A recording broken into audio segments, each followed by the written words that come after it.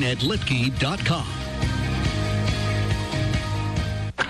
AppleSox fans, if a foul ball leaves a ding or dent in your car or truck, take it to Earhart's Collision and Automotive Service. Family owned, Earhart's Collision and Automotive Service will give you a free estimate and will handle all the paperwork. If you need auto repair, they can do that too, including checking the air conditioner, oil changes, tune-ups, diagnostics, and more. Earhart's Collision and Automotive Service. Still at 1422 North Miller, Suite A in Wenatchee.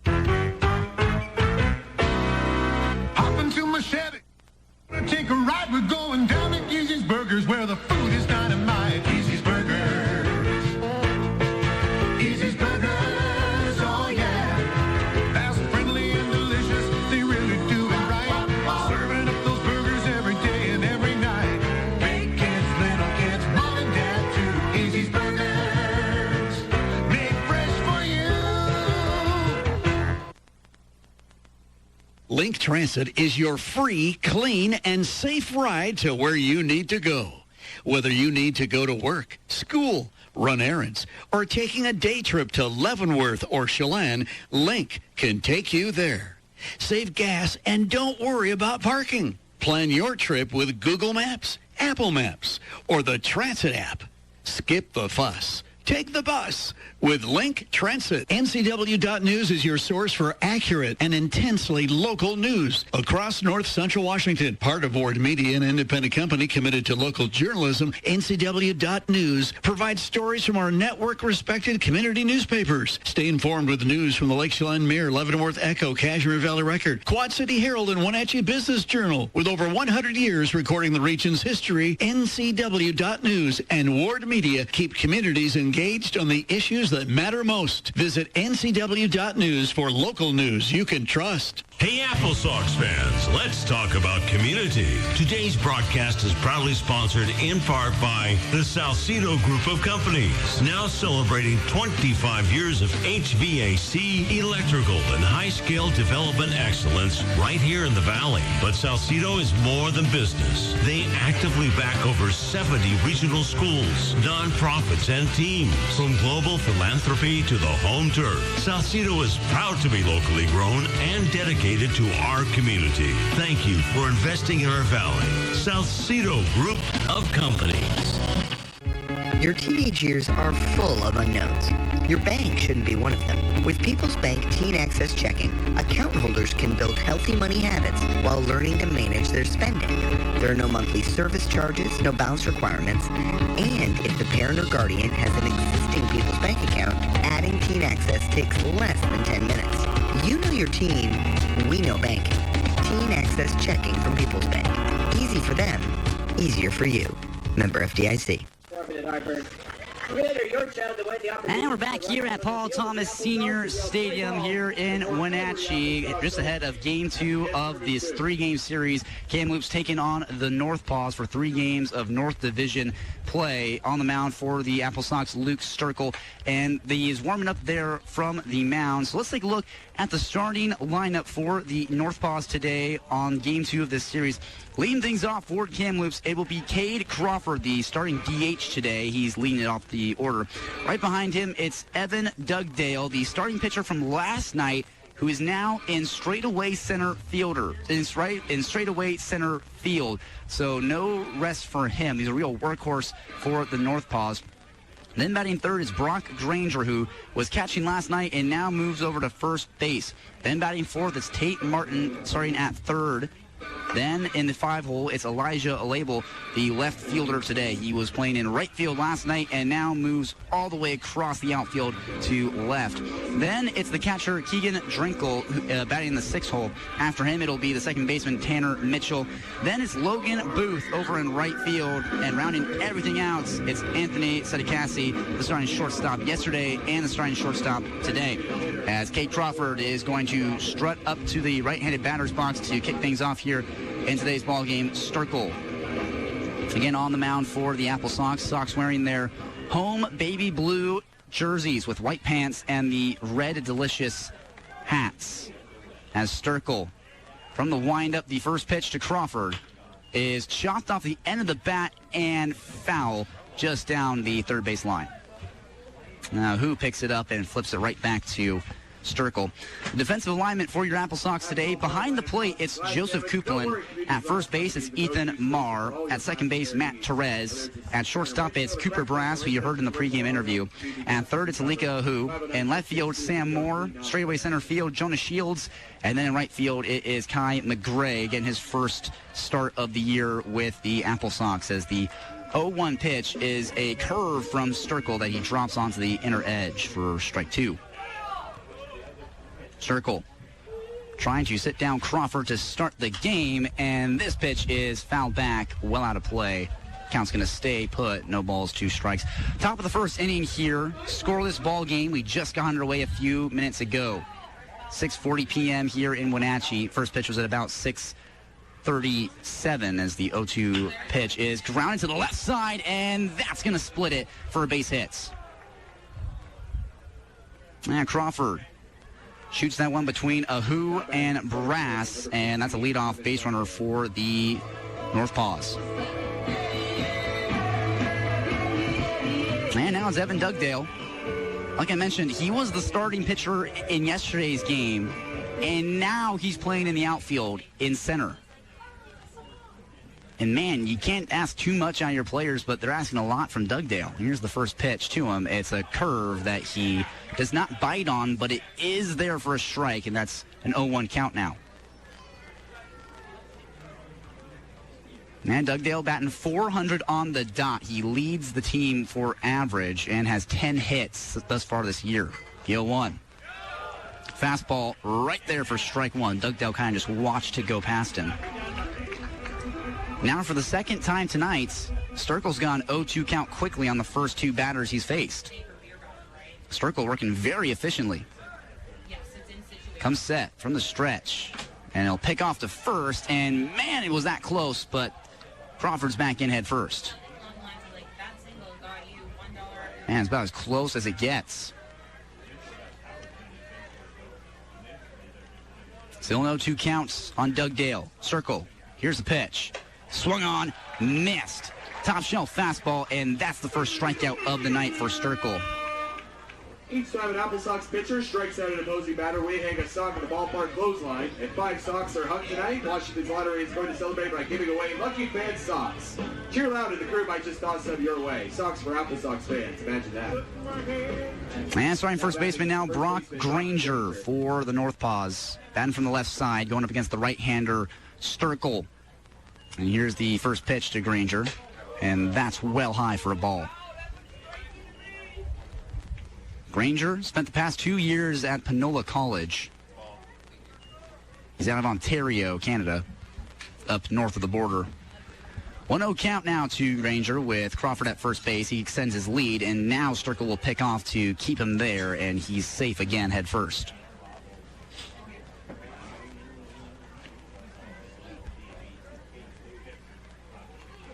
And Crawford, 6 stolen bags this year. He leads the NorthPaws, so he is a fast man there on the base paths, as the 1-0 pitch is well outside, and that's ball 2.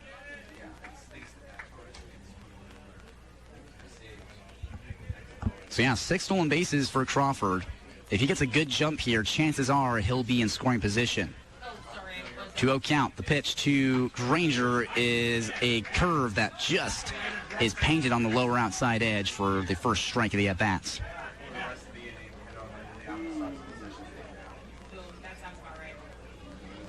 Still scoreless in the inning. 1 out here, top of the first. Crawford at first with that leadoff single, and here's the 2-1 to Granger, and it just eludes the outside edge for ball 3. Great count right now for Brock Granger. 3 balls, 1 strike, 1 out, and 1 runner on. That's Cade Crawford at first base. He hit the leadoff single to start things in the first. Split the left side. A hard ground ball into left field. And now here's the pitch to Granger. He fakes the steal, and he's going to shoot this to the left center gap, and that is going to be a base hit. Crawford's hard around second. He's into third easily. And now the NorthPaws have runners parked on first and third off of 2 hits here in the first. Now batting the third baseman. Man, Crawford really fast. I mean, he was taking off on the pitch. It was a fake steal. So he did break, move into his secondary shuffles, basically. But as soon as he saw that ball kind of hit towards the gap, got on his horse, rounded second into third easily. And, of course, Sam Moore out there in left field was able to get to that ball quickly. But now, 2 runners on, 1 in scoring position. And the first pitch to Martin is low, but it just gets the bottom rung for strike 1. Now, Martin batting .250 on the year. I mentioned it last night. I'll mention it again. The NorthPaws have yet to have a batter bat below 200. And the next pitch is no. Sterkel's going to pick off to first and just kind of chase Granger back into the bag. Now, Granger was batting .292 coming in today's game. Laced that single into left field as here's a curveball from Sterkel. It misses low. Check swing. They will not appeal down, and it's ball 1.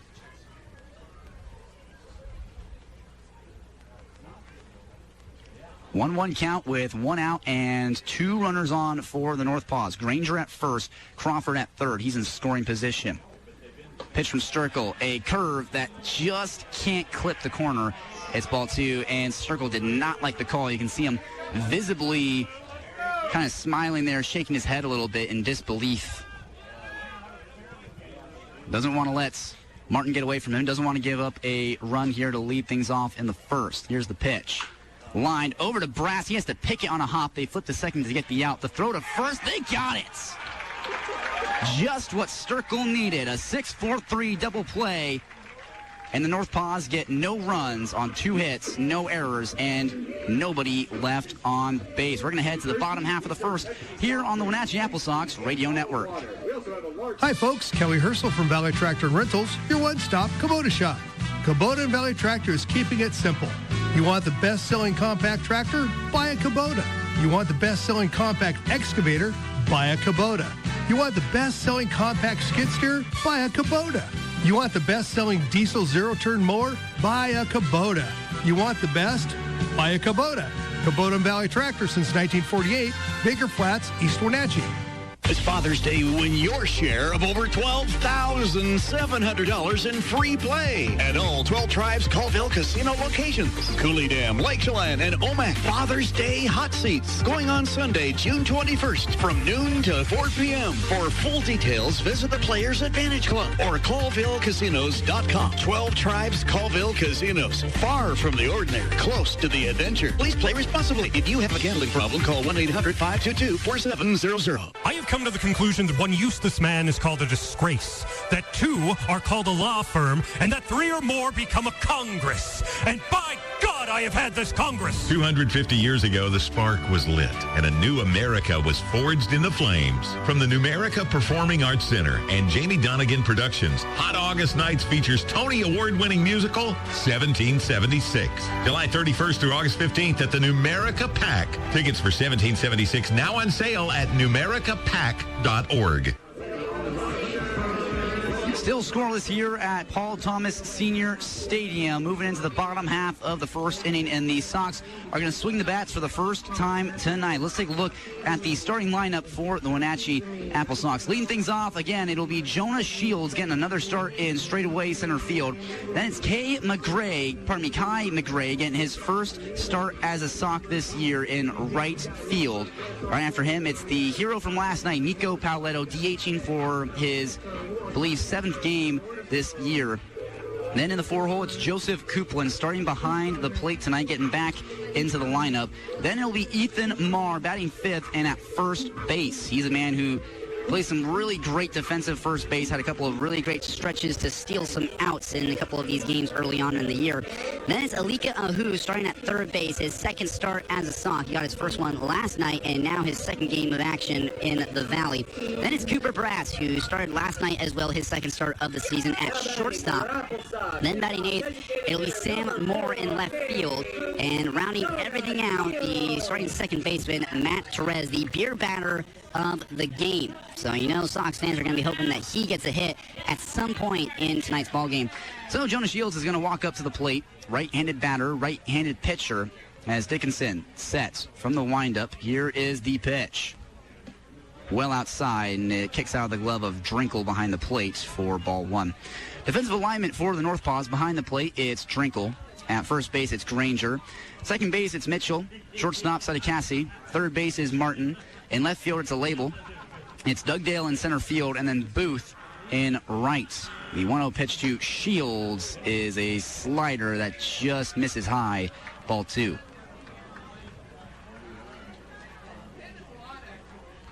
And Jonah Shields leads the team for stolen bases. Had 2 last night to help him win player of the game. He also had 5 hits as well. Here's a 2-0. Lined up the middle and out of the reach of Mitchell at second. That's a leadoff single for the Sox, and Jonah Shields just really continues to stay hot. Now batting, the right fielder, number 1, Kai McGarry. And Kai McGray getting his first at-bats as a Sox. The sophomore from Phoenix, Arizona, playing at ASU. Spent the past 2 seasons as a Sun Devil. And he's a guy who a lot of people did not think was going to be playing college ball. Well, why is that? Because he was drafted to the MLB out of high school. And the first pitch to McGarry is outside for a ball. Now, he was drafted in the 20th round, but decided to play college ball with the Sun Devils.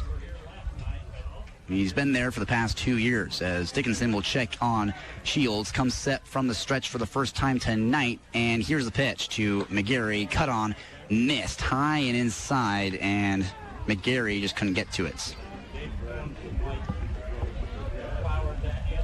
So it's a 1-1 count on McGarry. Starting in right field today.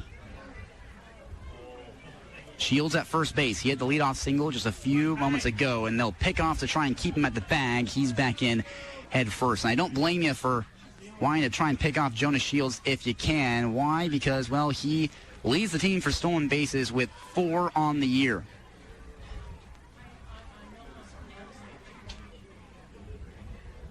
Here's a pitch from Dickinson. Shot to the right side. That's a base hit into right field on the ground. Shields is going to shut it down at second, so everyone up 90 feet. What a good piece of hitting for McGarry, and that's his first hits as an AppleSox. Now batting, the designated hitter, number 8, Nico Paletto. Now here's a name that AppleSox fans definitely love. Nico Paletto, the Superman hero from last night with the walk-off hit to right field. They mobbed him in the outfield after he hit it to win it in extras. He's batting .391 coming into this at-bat. He's got 2 runners on and no outs here in the bottom half of the first. First pitch to him is high and inside. That's a ball. Still scoreless here in Wenatchee. No runs for the AppleSox. No run for the NorthPaws. They really threatened there in the top half of the first. Had runners on the corners. And a 6-4-3 inning-ending double play was able to get Sterkel off the hook. Here's the 1-0 pitch to Paletto. That's a slider that kind of fell out of the hands of Dickinson, and that's ball 2. Now Paletto leads the Sox for RBIs. He's got 7 on the year. And also leads them for hits as well with 9. Actually, co-leads now because Jonah Shields just got his 9th of the year. Here's the 2-0 pitch. That's high again, and 3 straight balls offered up to Paletto. And he also happens to lead the team for walks as well. He's got 7, and perchance he wants 8. And pardon me, he is second place on the team for walks. Matt Terez leads the team for free passes. Here's 3-0. Ball 4, and that is walk number 8 on the season for Paletto, and the bases are loaded here in the first.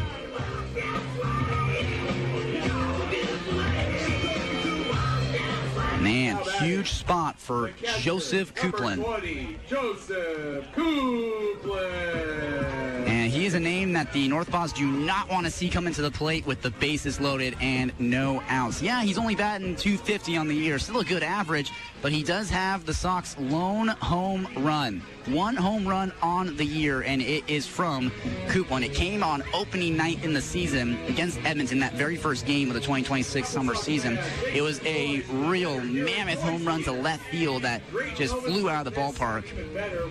And I wouldn't be surprised if, Dickinson has to try and battle back into the strike zone. If he gives Coupland anything in the zone, Coupland is just going to really, strike it to the long part of the yard. So, again, Sox fans will not be surprised if Coupland gets a hold of something here to really put the Sox on top in a big way. Still scoreless here, 0-0 at Paul Thomas Senior Stadium. And the Sox, with no outs and the bases loaded, they want to strike first. Dickinson gets his sign and comes set. From the windup with the bases loaded, the pitch to Coupland. He shoots this left side. That's going to score a run. That might score 2. No, they throw up the stop sign, and they will hold McGarry at third base.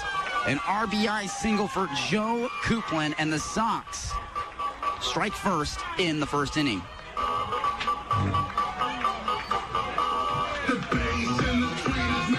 Now batting, the first baseman, number 25, Ethan Barr. And that was the 7th RBI of the year for Joe Coupland.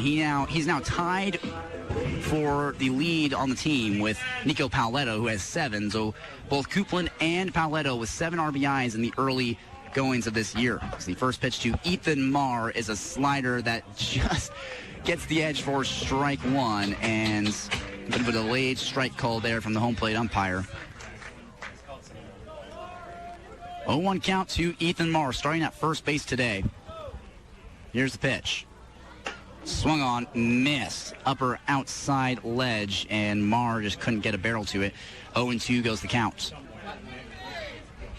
Now Ethan Marr batting .222 coming into this at-bat. He's got no RBIs on the year, but he could change that with a single right here. 0-2, cut on, missed. A changeup that just kind of fell on Marr, and he goes down swinging. Now batting, the third baseman, number 15, Alika Ahu. Alika Ahu, incoming freshman who'll be playing with Stanford this coming spring. He's batting .250 after his first game yesterday. Got 4 at-bats and got 1 hit, which, of course, was not an RBI, so no RBIs for the youngster from Hawaii. And the first pitch to him is a fastball on the outside edge, and that's strike 1. Yeah, Ahu out of Honolulu, Hawaii, 6'4" and 210 pounds. He's a big man. You can really see him in that righty's batter's box. He kind of towers over everybody else. 0-1 pitch, a curve that just fell away from Ahu. He chased after it, and that's strike 2. 1 out here in the bottom half of the first. It's 1-0 AppleSox after that RBI single from Joe Coupland. He's at first base right now. Base is still loaded for the Sox. Yeah, Pauletto at second, McGarry at third, and Coupland at first. Here's the 0-2 to Ahu. It's low and inside, and that's the first ball of the at-bats to Ahu. So 1-2 count with 1 out here in Wenatchee. Game 2 of this 3-game series. Sun shining down on the field. Here's the 1-2 pitch. Swung on, missed. A curve that really fooled Ahu, and that's the second swinging strikeout in a row for Dickinson. Number 12, Cooper Brass. Yeah, Cooper Brass. He leads the team for average at the moment after just 1 game played, but he's batting .500 on the dot. 2 hits yesterday in 4 at-bats, and he got 2 RBIs as well. It was a 2-run RBI single for Brass about midway through the game. The first pitch to him is a slider that just grazes the outside corner, and that's strike 1 to Brass. Right-hander taps the plates. Behind in the counts. He wants to serve something up to the outfield grass and extend this 1-0 AppleSox lead. Pitch from Dickinson from the windup. It's another slider, and he misses this time, alone away. That's a good take there by Brass.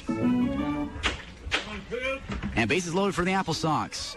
McGarry at third, Paletto at second, and Coupland at first. He had the RBI single to break the ice here in Game 2 of this series. 1-1 counts. Here's the pitch to Brass. That's well high upstairs, and that's ball 2. One out here, pardon me, 2 outs here in the bottom half of the first inning. 56 degrees in Wenatchee. Wind blowing towards right field. It's about 12 miles an hour, and the wind gusts have picked up occasionally. You got to hope that Brass just sends something the opposite way. Here's a 2-1. Grounded up the middle. RBI. They're going to wave home Paletto. He is on his horse. The throw to the plate. Not in time. Head first slide. 3-1. Wenatchee leads. Another RBI single for Cooper Brass. Wow.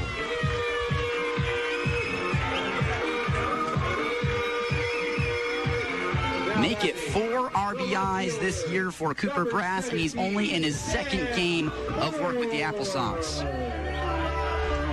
Man, he is just hitting the ball really well.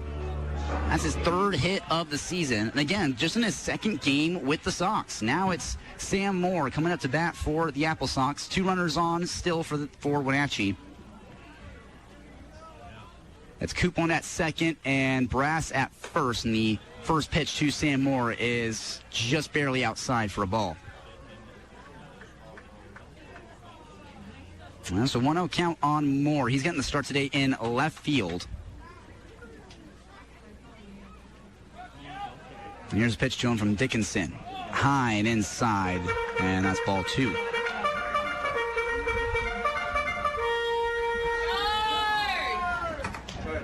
Two-0 count with 2 outs here in the bottom half of the first inning. It's 3-0 AppleSox lead. Pitch from Dickinson.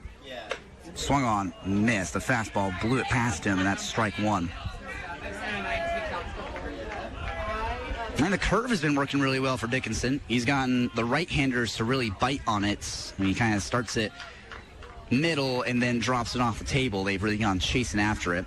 And here's the 2-1 pitch to Sam Moore. Long hold from Dickinson.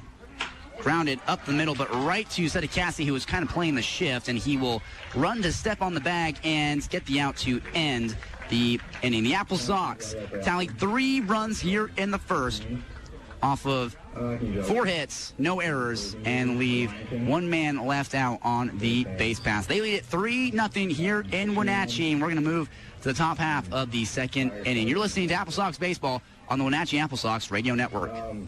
Your official radio station for the Wenatchee AppleSox is Sunny FM, KCSY Twist, the greatest hits of all time. When you need prescriptions filled, visit Wenatchee Clinic Pharmacy. Locally owned and in business since 1945, Wenatchee Clinic Pharmacy is your friendly Health Mart pharmacy ready to serve you. They've made it their goal to meet the special health care needs of families throughout North Central Washington. Stop in or use their convenient drive-thru to get all your questions answered and prescriptions filled. Wenatchee Clinic Pharmacy, 509-662-5801 and at 820 North Chelan. AppleSox fans, summers are hot, and the last thing you want is to turn on your car's AC and out blows hot air. Get your air conditioner recharged at Mid-Valley Automotive for just $287.74. And keep cool. This includes 2 pounds of 134A Freon. Mid-Valley Automotive works on all foreign and domestic models. Mid-Valley Automotive, 270 East Penny Road in Wenatchee. This summer, splash your cares away and create unforgettable memories. Treat your family and friends to Slidewaters Lake Chelan. Overlooking the majestic Lake Chelan Valley, Slidewaters is your one-stop vacation paradise. With 11 fun-filled water slides, cruise down the downhill racers, slide down the completely enclosed Purple Haze, float down the Lazy River, and the kids will love the Aqua Zoo. Their well-trained, friendly staff will ensure your stay is safe and lots of fun. Slidewaters Lake Chelan, now open through Labor Day. Visit slidewaters.com for more information. First pitch to a Label, leading things off for the NorthPaws, and he flared it foul over the AppleSox dugout and just shy of the crowd over there in the beer garden. And here's the 0-1 pitch from Sterkel.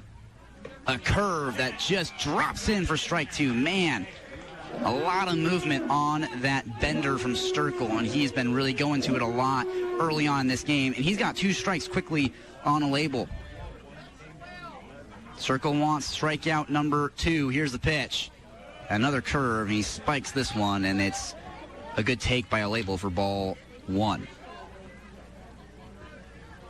Now label batting .286. 6 hits so far this year, 1 double, 7 RBIs. Here's the 1-2 pitch to a label. Grounded right back to Sterkel, who kind of jumps up to make the grab. Will walk it to first and flip to Ethan Marr to get the out. And that's 1 away now in the top of the second. Now batting, the catcher, number 28, Keegan Drinkle. That's Keegan Drinkle now batting for the NorthPaws. They are down 3-0 going into the top of the second. Sox struck for 3 in the bottom half of the first inning. Strung a couple of singles together. Here's the first pitch to Drinkle, and he swings and misses. Good changeup from Sterkel, kind of slowed him down and starts him out with a strike.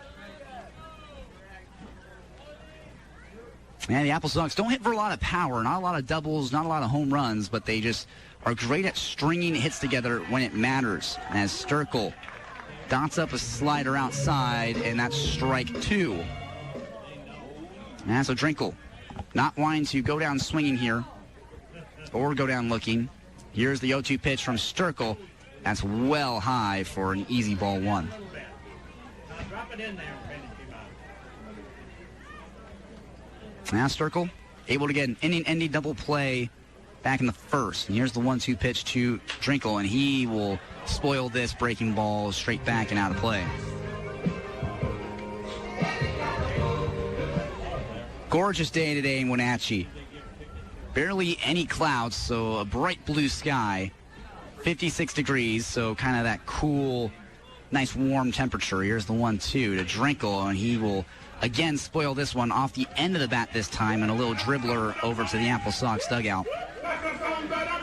And in the shadows here at Paul Thomas Senior Stadium go from the third base line over to the first base line. The mound kind of covered by those shadows, and home plates in full sunlight. 1-2 pitch. He got him swinging. Fouled right back to the glove of Coupland, and that's strikeout number 2 tonight for Sterkel. Now batting, the second baseman, number 1, Tanner Mitchell. And Sterkel was really impressive in his first start of the year against the Riverhawks. With 6 strikeouts and 5 innings of 2-run baseball, he had a 3.60 ERA coming into this start today, and you see why. Really able to sit down batters when it matters, and there's a swing and a miss from Tanner Mitchell. Goes after the first pitch slider and can't get a piece of the bat to it. Tanner Mitchell, 261's the average for him. 6 hits, 1 double, 2 triples. He is very fast when he can hit it to the long part of the yard, and the next pitch to him is a fastball located right on the outside corner for strike 2.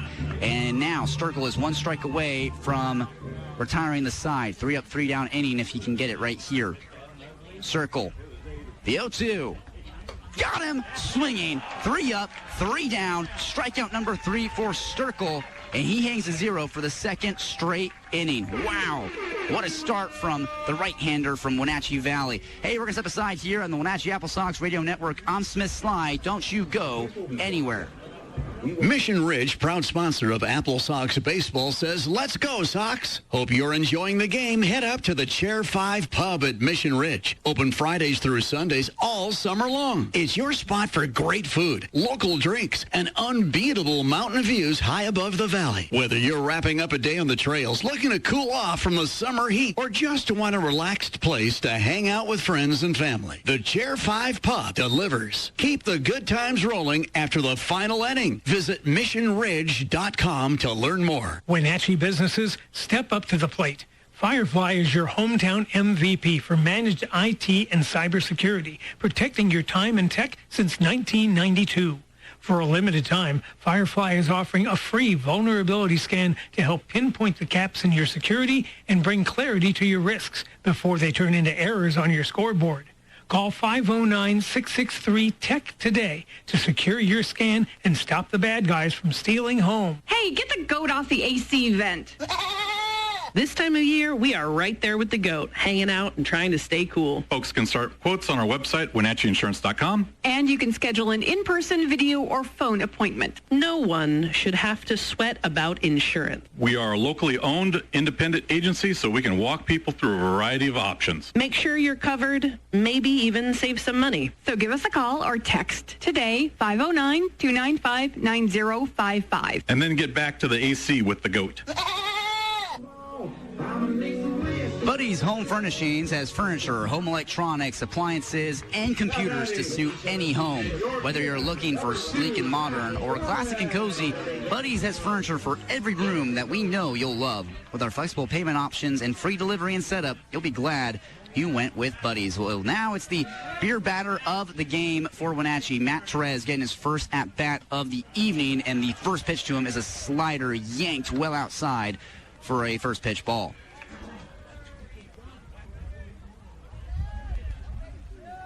And Therese, right-handed batter, right-handed pitcher for Dickinson. Here's the 1-0 delivery. Lifted high to shallow left center field, but it's going to hang up in the infield, and the shortstop, Seti Cassie, is underneath it to make the catch. And, man, that ball really moved around on him. Kind of started right over his head almost there at shorts, and then the wind blowing from third to right field blew that ball all the way over to his left, and he had to really range over to make that catch. And it's Jonah Shields now for the AppleSox, 1 for 1 so far today. The leadoff single to start the ball game, and that started things off for that 3-run first inning for the Sox. They lead it 3-0 here in the bottom half of the second. Pitch to Shields. He lifts this high in the infield. First baseman Granger is going to run in and make the catch right in front of the first base line, just a few steps in front of first base. And quickly, there are 2 outs here in the second. Now batting, the right fielder, number 1, Kai McGarry. You want to talk about another guy who's 1 for 1, Kai McGarry, his second at-bat of the ball game, and he was able to pick up a single there in that first inning, was one of the 3 runs that came around to score in his first game as an AppleSox. Joins the team from ASU. Here's the pitch. Inside, kind of past his knuckles, and it's the first pitch ball. I mentioned it in the first. McGarry is a guy who was drafted to the MLB out of high school in the 20th round, but decided to stay and play Division I baseball. 1-0 pitch, inside, he fouls it back to the screen. He was the number 99th overall prospect in the nation back in 2024. Was the 16th ranked outfielder in the country. So really top of the charts for him. You see why he was drafted to the MLB. You might understand why he might want to stay and play college baseball, develop and grow a little bit. 1-1 pitch, slider, low and away, and that's ball 2. And he is a fast individual. He runs a sub 6.5 60-yard dash, which puts him in the 99th percentile. So just a really quick human being. 2-1 pitch, slider, that's kind of skipped off the plate for ball 3. 3-1 the count. 2 outs here in the second. McGarry's looking for a 2-out single if he can. Maybe something extra. Here's 3-1. And he fouls this off over the first base bleachers and out of play. Now this past season with ASU as a Sun Devil, he played in 25 games, only 37 at-bats. And he ended the year with a .297 average. So fairly consistent from him. 11 hits, 1 double, 1 triple, 1 home run, 5 RBIs, and he is already 1 for 1 with the Sox this year. His very first at-bat earlier in today's game. Here's the payoff pitch to McGarry. Low for ball 4, and he's on base with 2 outs.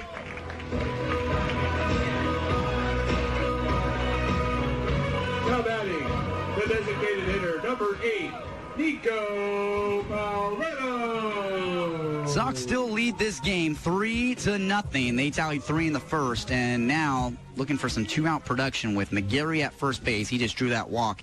And now you got Nico Palmetto, the man who He's one of the best hitters on this Sox lineup in the early goings of the year, and the first pitch to him is a slider that's low in the dirt, kind of picked off the backhand of Sterkel, who's getting the start today behind the dish. And yeah, it was Granger last night for the Kamloops, for the NorthPaws behind the plate, and now it's Sterkel today as Dickinson will pick off to first. The throw was almost wide, and Granger had to kind of reach over to grab it and make sure it didn't get past him. And Paletto, 0 for 0 today, had a walk back in the first and came around to score. Leads the team for walks. Second place on the team for walks. McGarry takes off for second base. The throw down is not in time. McGarry steals a bag in his first game as an AppleSox. Runners trying to outsmart the other team by taking advantage of the inattention or slow reaction. Burglars can try the same strategy at your home or business. Want to avoid having your things stolen? Call Keyhole Security. See, a security system can keep you safe. Keyhole Security at 708 South Wenatchee Avenue. And the pitch was a ball, so it's a 1-0 count for Paletto. Runner in scoring position. And a clutch single here could bring McGarry home to score. He just stole second base there. Like I said, very fast individual. 1-0 pitch. That's high, and that's ball 2. And if he doesn't get a hit, chances are, I put money on it, that Paletto would draw a walk. He walks at an insane amount. He has the best eyes on this team, and you'll be hard-pressed to find a game where he has not had all quality at-bats. 1-0 count, 2-0 count. The pitch is high and inside, and that's ball 3. Ball 4, and that's another walk for Paletto. He is 2 for 2 with walks tonight.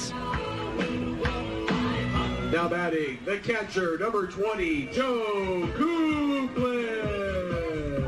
Now here's the guy who started the party for the AppleSox.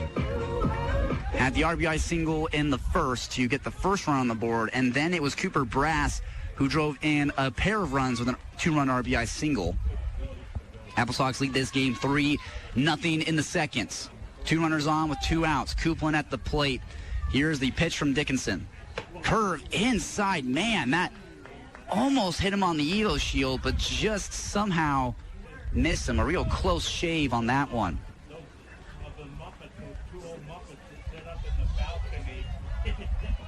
1-0 pitch to Joe Coupland. Dickinson set from the belly button. Here's the pitch. Swung on, missed, top shelf of fastball that he muscled past Coupland, and that's strike 1. And that heater's got a lot of velocity on it. Dickinson can really power it past a lot of these batters, but he's been leaning on the curveball a lot. As you saw, that was the first pitch to Coupland. 1-1 count with 2 outs and 2 runners on. McGarry dancing around at second, and they will kind of check over on him. Dickinson lifted over his back leg, and now he'll just step back onto the rubber. Now it's McGarry at second, Paletto at first, and Coupland at the plate. 2 outs here in the second. 3-0. Wenatchee leads. Here's the pitch. Foul ball. He chopped it off his body, and it will drop right in that right-handed batter's box. Yeah, McGarry drew a 2-out walk, and then Paletto drew another walk right behind him. So both runners on, both from walks given up by Dickinson, and now it's a 1-2 count for Coupland. Dickinson wants to end the inning. The pitch, a slider low and outside. Good take by Coupland not to chase after it. And Dickinson's been great at getting these right-handed batters to go fishing at those kind of breaking balls low and away. And Coupland doesn't bite on it this time. So he evens up the count. 2 balls, 2 strikes, 2 outs, 2 runners on. Pitch from Dickinson. And he sends this to right field, tailing towards foul territory, and that will drop into foul grounds. Booth out in right field did not track it down, and that's just a long strike off the barrel of Coupland. And the outfield for the Kamloops, NorthPaws, Olable in left, Dugdale in center, and Booth in right field. You saw him trying to track down that ball. That one was hanging up for a long time, but had enough kind of spin and tail on it to fall into the NorthPaws bullpen out there, just outside of right field. Still 2-2 count to Coupland. 3-0, Wenatchee leads. They want to extend the lead with a clutch hit here. Can Coupland get it done? The slider just misses upstairs. Dickinson doesn't like the call. You kind of saw him smiling there, a little bit in disbelief. He gets the ball back. It's a full count now for Coupland. 3 balls, 2 strikes, 2 outs, 2 runners on. McGarry at second, Paletto at first. And Dickinson will step off here, resets.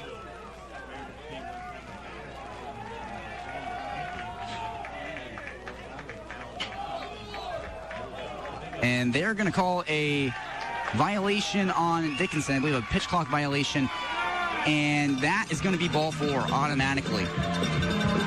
So that's going to be the 3rd straight walk, basically, from Dickinson. Pushes Paletto to second, McGarry to 3rd. And for the 2nd straight inning, the AppleSox have the bases loaded, this time with 2 outs and Ethan Marr coming up to bat. Here's the pitch to Marr. He thought about offering at it. It was a slider blown away, and he doesn't bite. That's ball 1. Bases juiced. McGarry at 3rd. Paletto at 2nd. Coupland at 1st. Here's the pitch to Marr. Fastball inside, strike 1. Ethan Marr. He is going to be a Husky next year. He'll be playing for the University of Washington after just a single year in JUCO. 20 doubles with Tacoma Community College, 44 hits in total. He can come up clutch right here. The 1-1. Outside for ball 2. Now Ethan Marr, yet to get an RBI this year. He's into his 4th game of action with the Sox, and he is really hungry for that first RBI. Can he get it right here? Here's a 2-1. Swung on, miss. Good pitch there from Dickinson to get Marr to cut through it, and it evens the count. 2 balls, 2 strikes, 2 outs, bases loaded for the Sox here in the 2nd.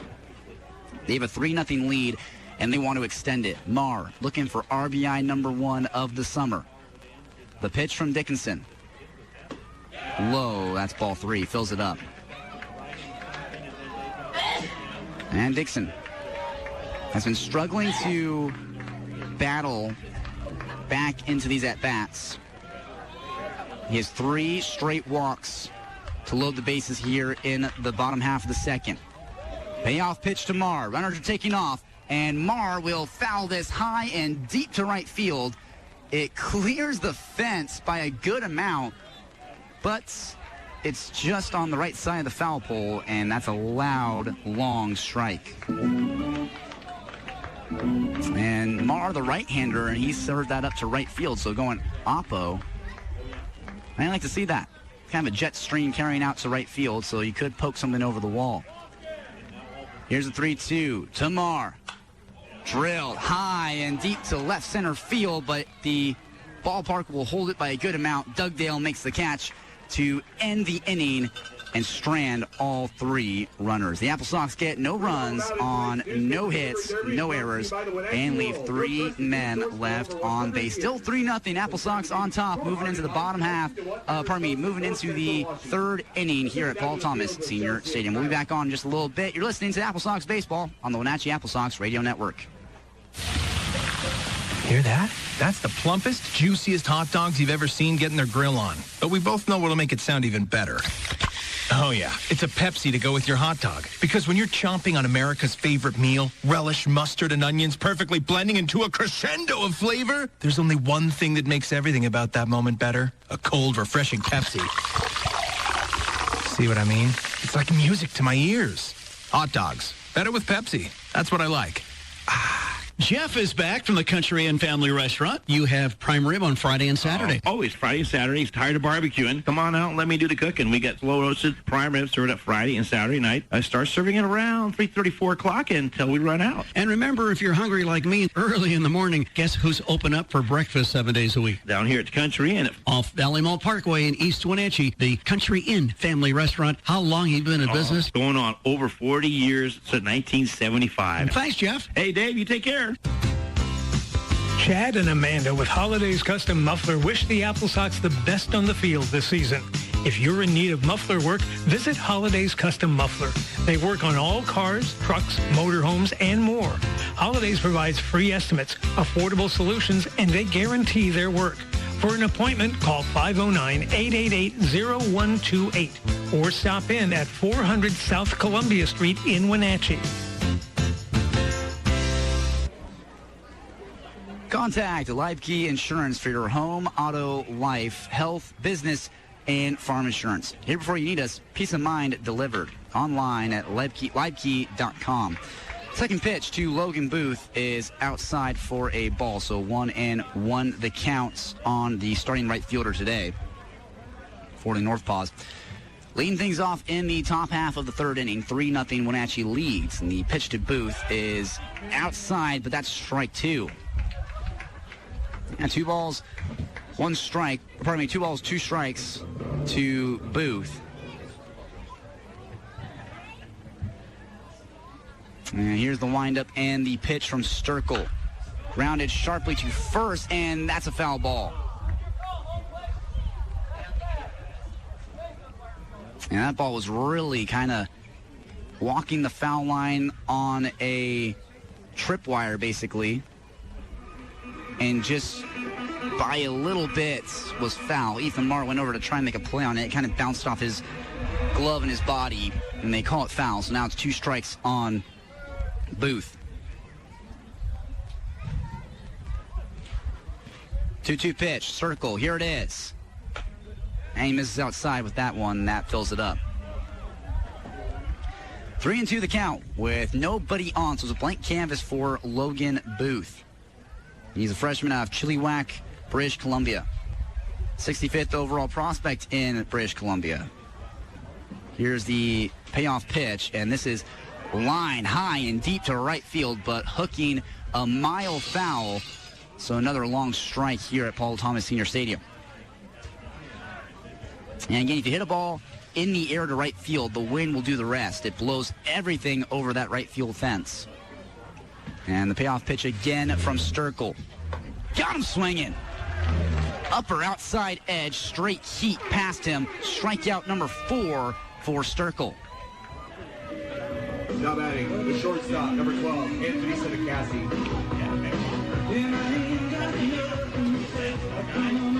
That's Anthony Senecassi batting in the 9 hole.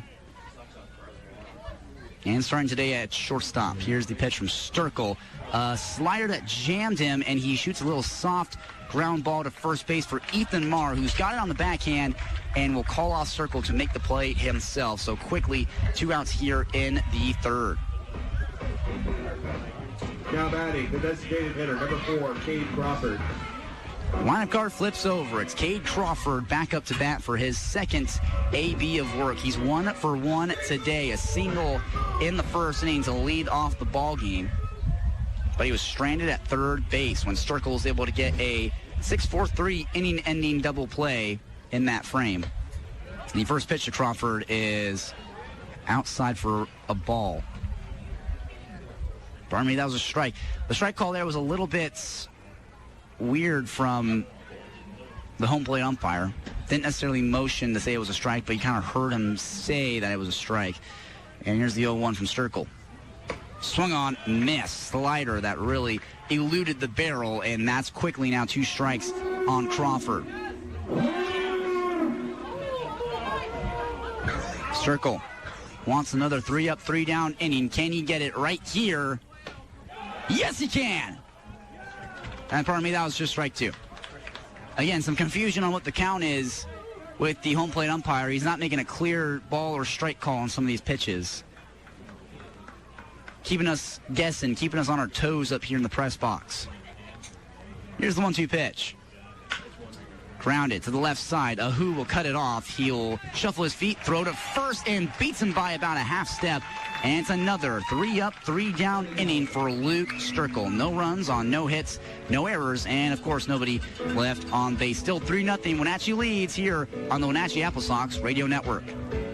At At Banner Bank, cheering on the AppleSox is just one more way they show their appreciation for the Wenatchee Valley. When it comes to your finances, it's all about how they can help you move forward with truly personal service, smart financial solutions, and being the local expert by your side when it matters most. In fact, Banner Bank has been named one of the 100 best banks in America by Forbes for 10 straight years and one of Newsweek's best regional banks again this year. Stop by your local Wenatchee branch or visit bannerbank.com. Banner Bank member FDIC. Ford is now batting for America. Now they're the official automotive partner for Major League, Minor League, and Little League Baseball. On Saturday, June 20th from 11 a.m. to 1 p.m., Pat Armstrong Ford invites you to a fun meet and greet with the Wenatchee AppleSox. While you mingle with the players and team, Milk Company Gourmet Grilled Cheeses will satisfy your hungries with their cheesy menu of sandwiches and more. See you Saturday, June 20th, 11 a.m. till 1 p.m. at Pat Armstrong Ford in East Wenatchee. NCW.News is your source for accurate and intensely local news across North Central Washington. Part of Ward Media, an independent company committed to local journalism, NCW.News provides stories from our network-respected community newspapers. Stay informed with news from the Lake Chelan Mirror, Leavenworth Echo, Cashmere Valley Record, Quad City Herald, and Wenatchee Business Journal. With over 100 years recording the region's history, NCW.News and Ward Media keep communities engaged on the issues that matter most. Visit ncw.news for local news you can trust.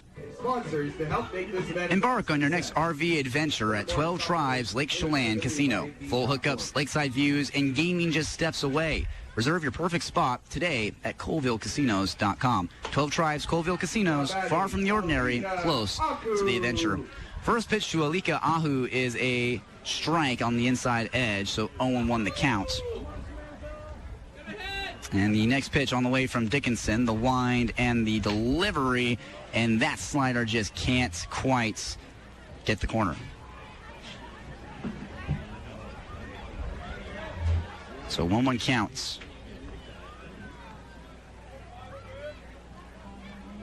Dickinson, the pitch now to the incoming freshman. Another slider, and he missed low this time with it, so it's 2 balls and 1 strike.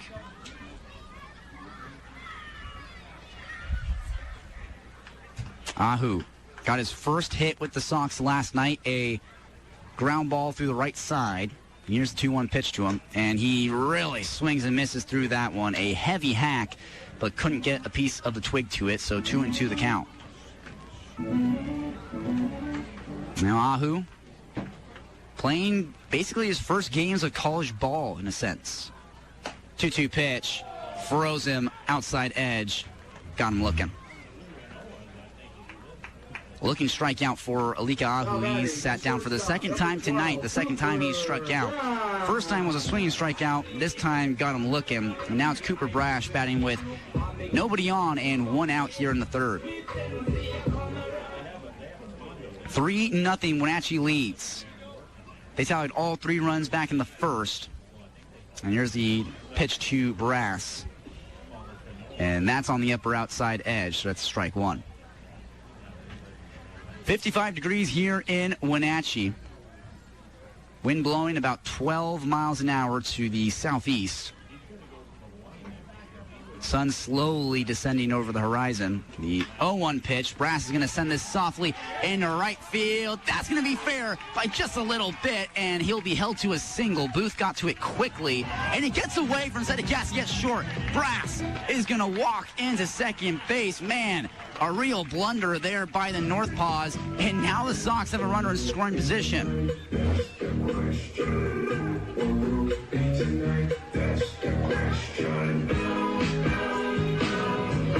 And Sam Moore now for the Sox.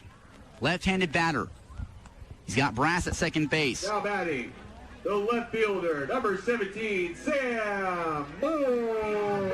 And so if you just missed it, Cooper Brass kind of off the end of the bat shot that little parachute into right field.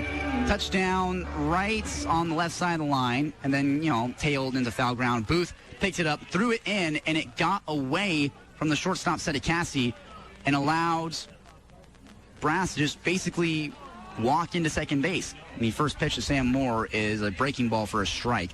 So 0-1 the count. 1 out, 1 runner on for Wenatchee. Moore looking to get an RBI here if he can. Trade places with him at second base. Brass kind of dancing around at the bag, and the 0-1 pitch is a two-seam outside. That's ball one.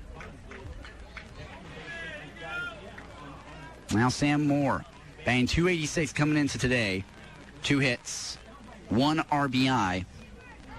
And he wants RBI number 2 if he can.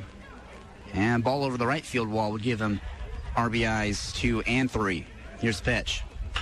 Line to left field, but right at a label, and he makes the catch kind of at his belt buckle, and the throw in is over the head of Sedekasi again. Man, the NorthPaws, their defense a little not on the same page here. And now it's the beer batter of the game, Matt Torres. And if you're wondering what beer batter means, in every game the AppleSox will choose a beer batter of the game. And depending on how many hits that person gets, they say the fans save money on their beer. Tonight it's Rainier beer, so if Matt Torres were to get a single, fans would save $1 on their Rainier. Pitch Torres, a slider that drops in for a strike.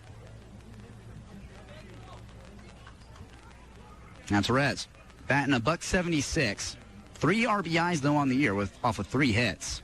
And he's come around to score 5 times in the early season here in 2026.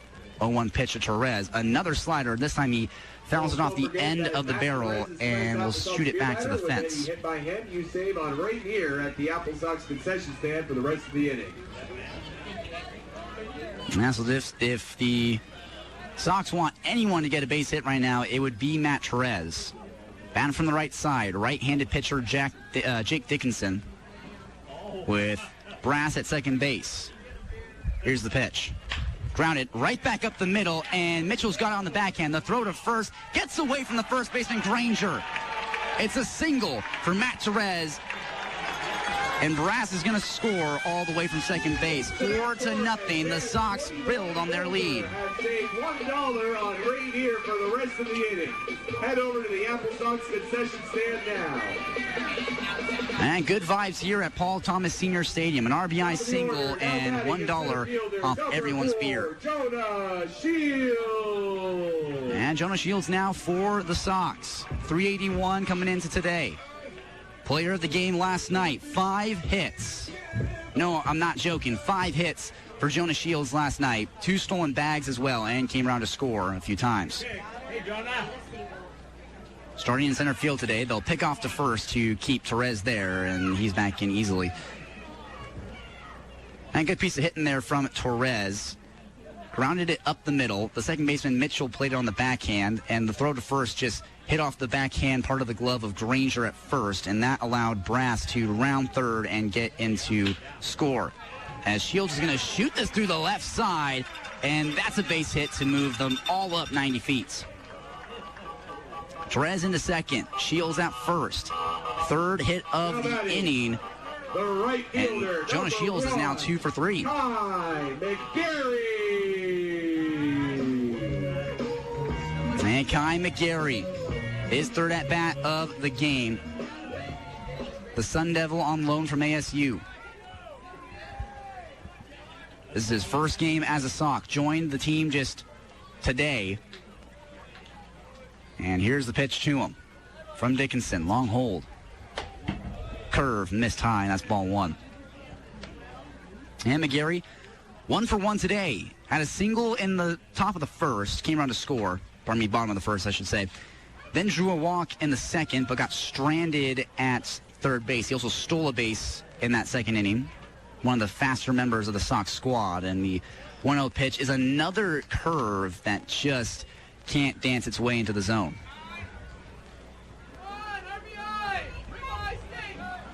Now you hear the crowd here asking for an RBI. They want McGarry to come up big.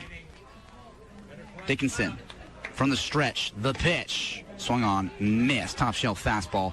That's strike 2. I should say strike 1. 2 balls, 1 strike to McGarry. And he's 5'11", 180 pounds. Seems, not that threatening, but he can really do damage when he wants to. And the 2-1 pitch is a two-seam that runs inside but gets the corner, and a strike 2. 2 balls, 2 strikes, 2 outs, and 2 runners on. That's Therese at second, Shields at first. Both back-to-back singles to put them on base. 2-2 the count. The pitch to McGarry. Slider low, kicks off the pads of Sterkel, and he keeps it in front though, so they'll keep Therese at second base. It's 4-0. AppleSox leading. They've tallied 1 here in the third. The other 3 runs came back in the first. And right now, AppleSox not done. Looking for some more 2-out production. Third of the way into this game. Pitch. Runners were taking off, and that's ball 4. Low and outside. It's another walk given up by Dickinson in today's game, and it loads the bases. And this is now the 3rd straight inning that the AppleSox have loaded the bases. And now here comes the mound visit. Sterkel, the catcher, is going to walk out to calm down Dickinson out on the mound. The right-hander struggling a little bit in this outing, and the pitching coach for Kamloops will come out as well. Pat Armstrong Ford. Discover your perfect match today and experience the thrill of driving a Ford. And while they pause here, hey, let's take a second to thank the Tap Room by Hellbent. Are you ready to embark on a flavor-filled journey right in the heart of the Wenatchee Valley? Look no further than the Tap Room by Hellbent Brewing, where the vibrant energy of Pybus Market meets the delightful world of craft beer and gourmet cuisine. So it's 4-0 AppleSox here in the third. Cooper Brass was able to score just a little bit ago. He had a single and then was able to come around to score after a few basically errors by the NorthPaws allowed him to round third, come home to score, and make it 4-0. Now the bases are loaded for the Sox. Therese at third base. He reached via a single. Shields at second. He also reached via a single. And then right behind them at first base, Kai McGarry, who just drew that walk with 2 outs. And the first pitch to Nico Pauletto is sent high to right center field, and Booth is going to sit underneath this and wait for it to drop into the glove. It does. That's out number 3, and the inning is over. The AppleSox get 1 run off of 3 hits, no errors, and leave 3 men stranded. 4-0. They extend the lead here in the third, and we're going to move to the top half of the 4th inning. Don't go anywhere. It's AppleSox Baseball on the Wenatchee AppleSox Radio Network. Hi, this is Josh from American Shoe Shop. I want to say thank you, Wenatchee. Thank you for continuing to choose us for your footwear needs. Thank you for trusting us to clean, shine, protect, or even stitch or stretch your favorite pair of shoes or boots. Thank you for giving us the time to size your feet correctly to find your next favorite pair. Thank you for supporting American Shoe Shop the same way we hope our shoes are supporting you. American Shoe Shop, downtown Wenatchee, serving your footwear needs since 1920. Whitley Fuel Pacific Pride is proud to let you know they provide non-ethanol premium for the sensitive engine at these sites: Grand Coulee, Brewster, Okanagan, Omak, and now Twisp. Whitley Fuel also has top-tier Power Pro gasoline and premium diesel 24 hours a day, and bulk DEF at the pump at the Okanagan site. With thousands of Pacific Pride sites through the country, Whitley makes it easy and convenient whether you operate one car or a fleet. Call Whitley Fuel today for your Pacific Prided card. 1-800-955-3835. AppleSox fans, if a foul ball leaves your car with a rock chip or broken windshield, take it to Discount Auto Glass. Locally owned, Discount Auto Glass specializes in rock chip repair, windshield replacement, mobile service, window tinting, and calibration service on all makes and models. Get your rock chip repaired at Discount Auto Glass, 888-0072 and at 901 Valley Mall Parkway in East Wenatchee, across from 7-Eleven. Now batting center fielder Evan Dugdale. Sterkel out for his 4th inning of work here at Paul Thomas Senior Stadium. 41 pitches so far in his outing. And the first pitch to Dugdale is a line drive to right field. Can he get the catch? No, he can't. McGarry ran in. It looked like he had the catch just off his shoelaces, but the home plate umpire makes the call and says, no, that dropped in for a base hit. So it's a leadoff single for Dugdale on the first pitch that he sees. And you can kind of hear AppleSox fans a little frustrated about that one. Man, from up here, it looked like he really just kind of grabbed that right off the very tip of the grass blades out in right field. But it's single for the NorthPaws, and now the first pitch on the way to Granger is a slider that missed outside. That's ball one.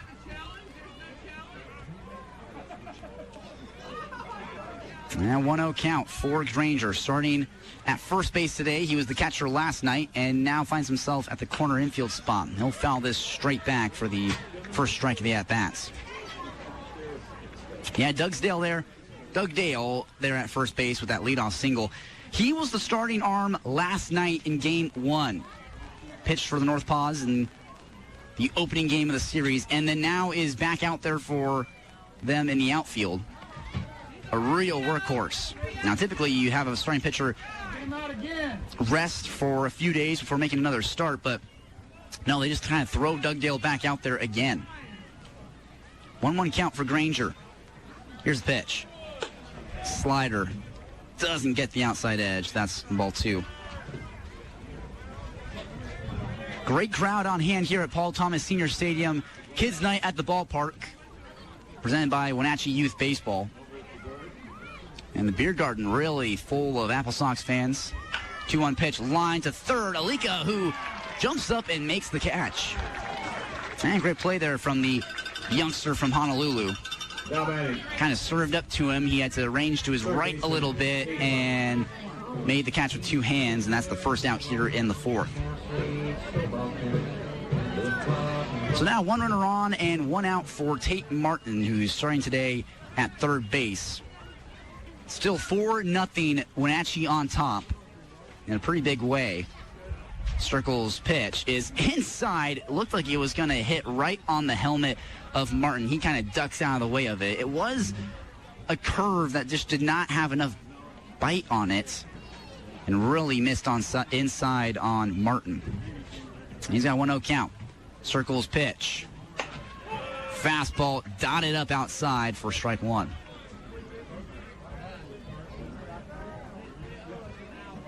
And so it's a 1-1 count with one out and a runner on. That's Doug Dale at first. He had the leadoff single to start things in the fourth.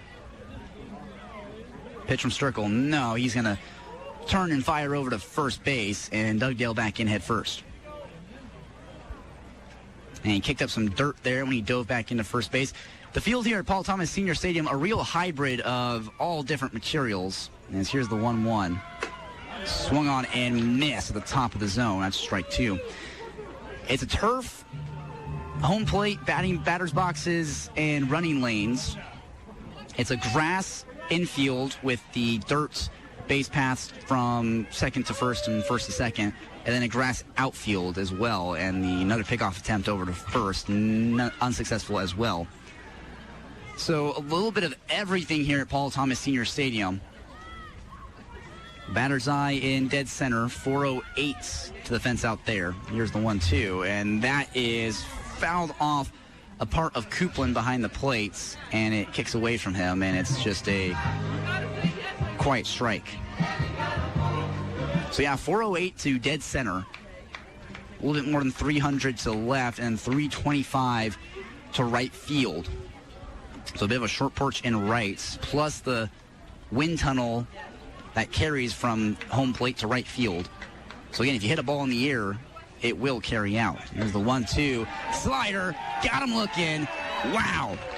What a pitch from Luke Sterkel. Puts it right where he wants it for the fifth strikeout of his outing. Lucky Band Socks. Cheer loud and guest services may just toss some your way. Socks for AppleSox fans. Imagine that.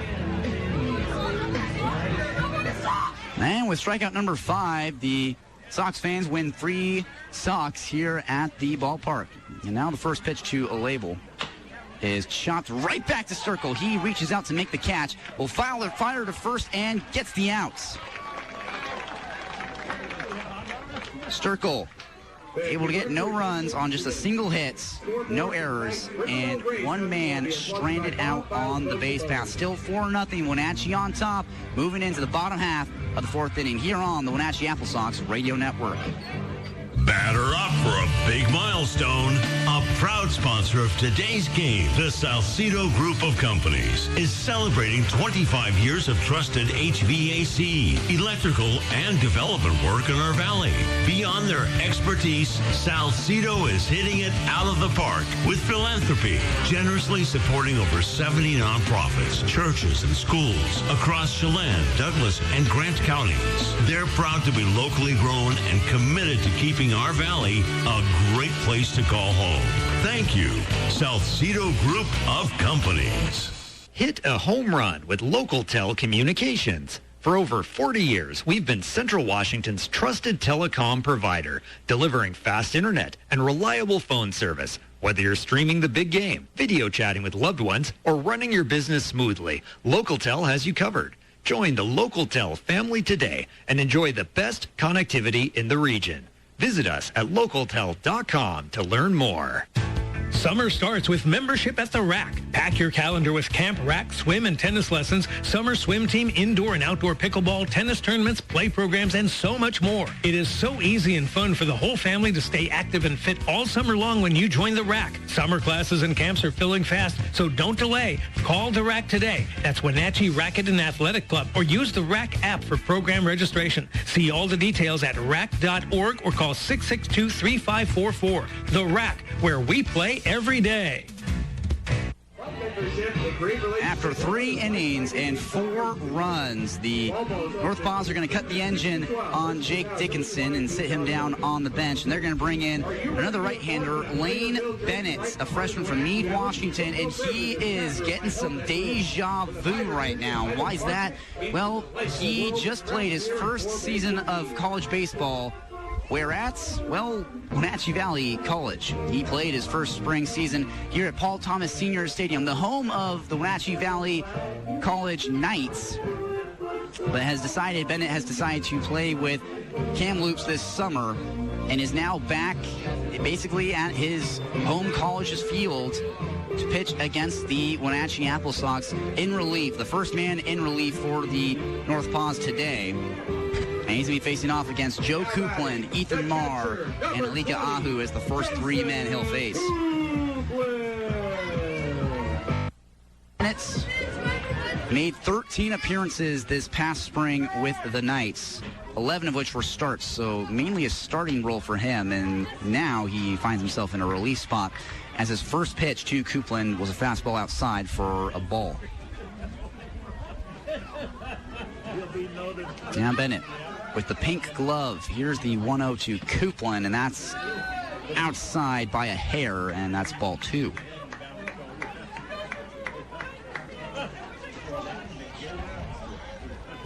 And Bennett ended it this season with the Knights with a 2.76 ERA as Coupland will chop this down the third base line and right to Mitch Darlington, who grabs it with the bare hand and will flip it back to his own dugout. Still about 55 degrees here in Wenatchee. Correction, 54 degrees, just dropped. Sun's still out, illuminating the outfield, but the shadows creeping into the infield grass as Coupland will foul this high over the first base stands and out of play. So some youngsters here in the ballpark will run after that to try and get a souvenir. Yeah, it's Kids Night tonight at the ballpark. It's a lot of young AppleSox fans watching some high-level baseball. 2-2 count on Coupland. Bennett, the pitch. That's outside, that's a ball. 3-2 the count with no one on. No outs here, bottom of the fourth. We just got underway. And it's 4-0 Wenatchee leading. Bennett. Here's the payoff pitch. And Coupland kind of lunges at it and chops it to the Wenatchee dugout for a foul ball. Yeah, it's 54 degrees here in Wenatchee, but it feels like 44. And that's in large part because of the wind. The wind really kind of howling a bit. 13 miles an hour to be exact. With the gusts really getting up there as the 3-2 is hit off the end of the bat softly to Mitchell at second. He gets it and underhand slings it to first base for the out. And that's one away now in the fourth. Now batting, the first baseman, number 25, Ethan Marr. Now Ethan Marr now for Wenatchee. 1 out and nobody on. Now Marr out of Fox Island, Washington. Pitch to him. Slider right there for a strike. Now Ethan Marr, he's a big man, 6'3", 230 pounds. He can get a hold of a ball if he wants to. 0-1 pitch, he takes outside for ball 1. Sox lead this game 4-0 in the 4th inning. Bottom half of the 4th. Pitch from Bennett, here it is. Lined hard to third base, and that gets past Martin at the corner infield spot, and that's a loud single for Ethan Marr. Man, he just crushed that ball, and Martin just really could not make a play on it. Now batting, the third baseman, number 15, Alika Ahu. Alika Ahu now for the Sox. 1 out and a runner on. That's Ethan Marr at first base. Just had that really loud single to left field. Here's the pitch to Ahu. And that's a changeup that missed low downstairs for a ball.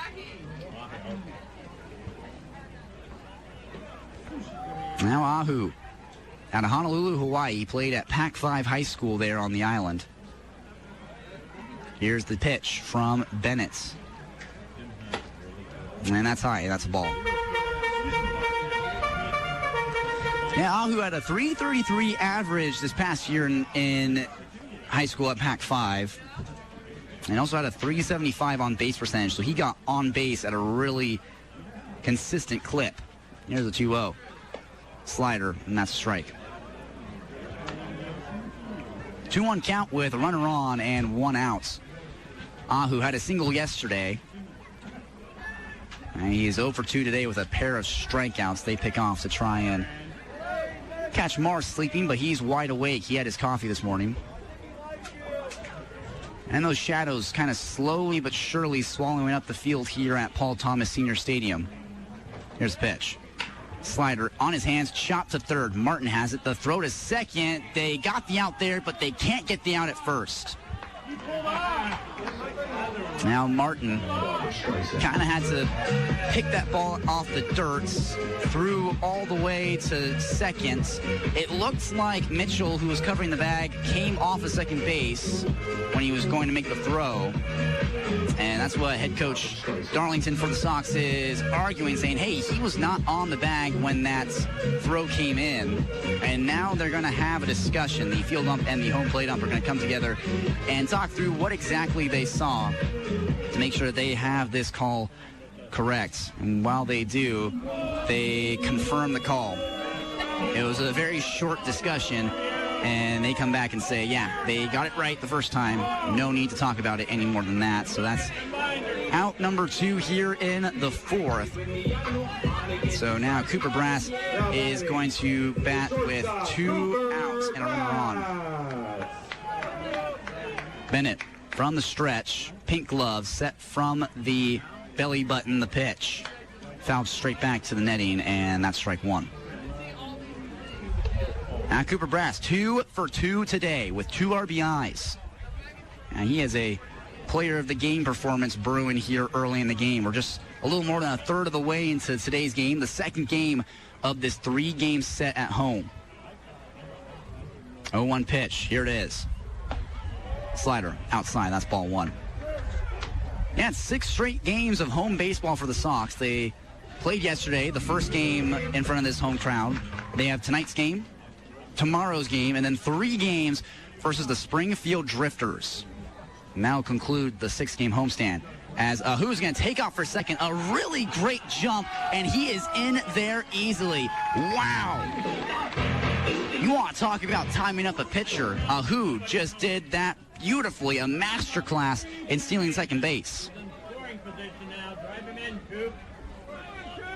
And Cooper, he wants to trade places with Ahu, the kid from Honolulu, out there at second base.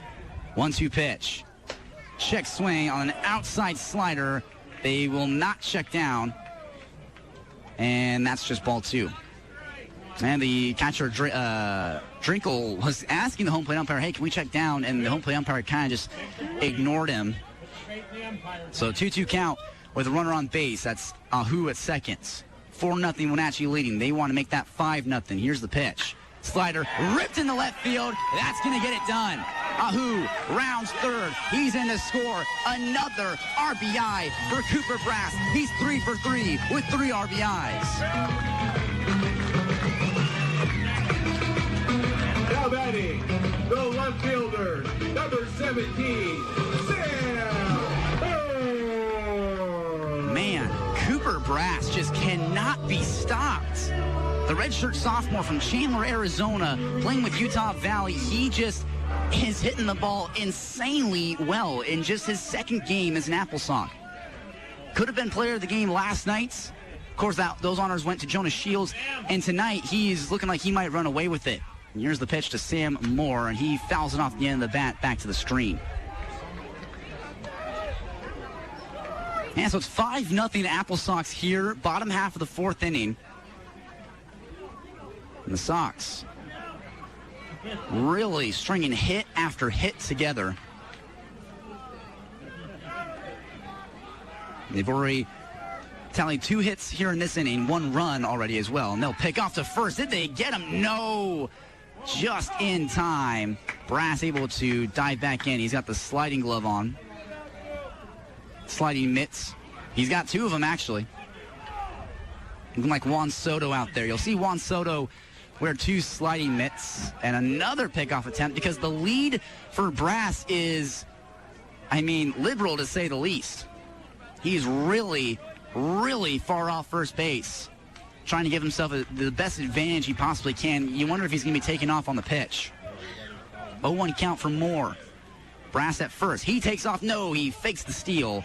And the pitch is on the lower outside corner for strike 2. Man, Brass really fooled me there. Really sold it.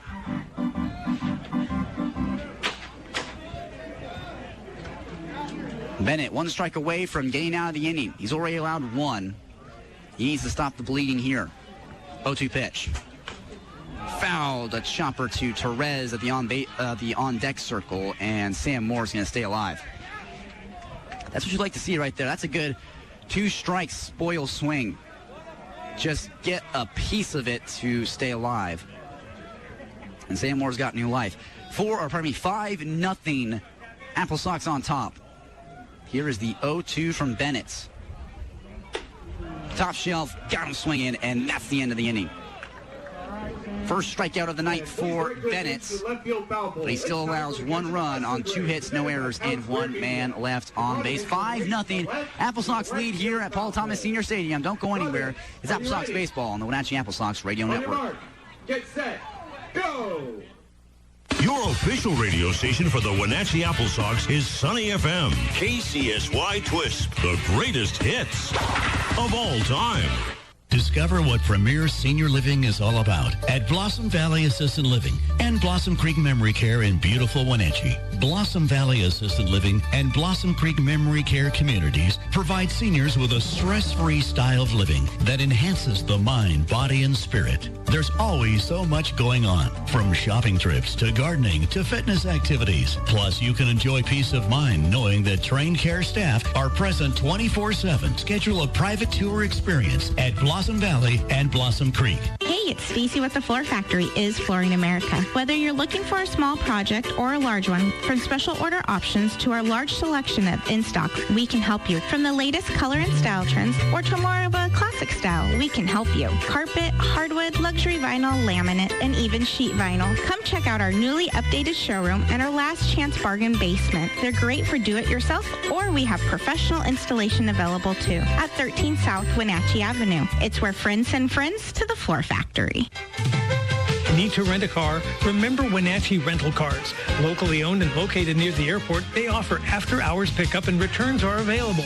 They rent European cars, SUVs, and 7-passenger vehicles, all equipped with all-wheel drive for safe driving. Book by calling 509-888-2397 or send a rental request at WenatcheeRentalCars.com. All vehicles are clean, dependable, and maintained by Eric's European and Asian Auto Repair.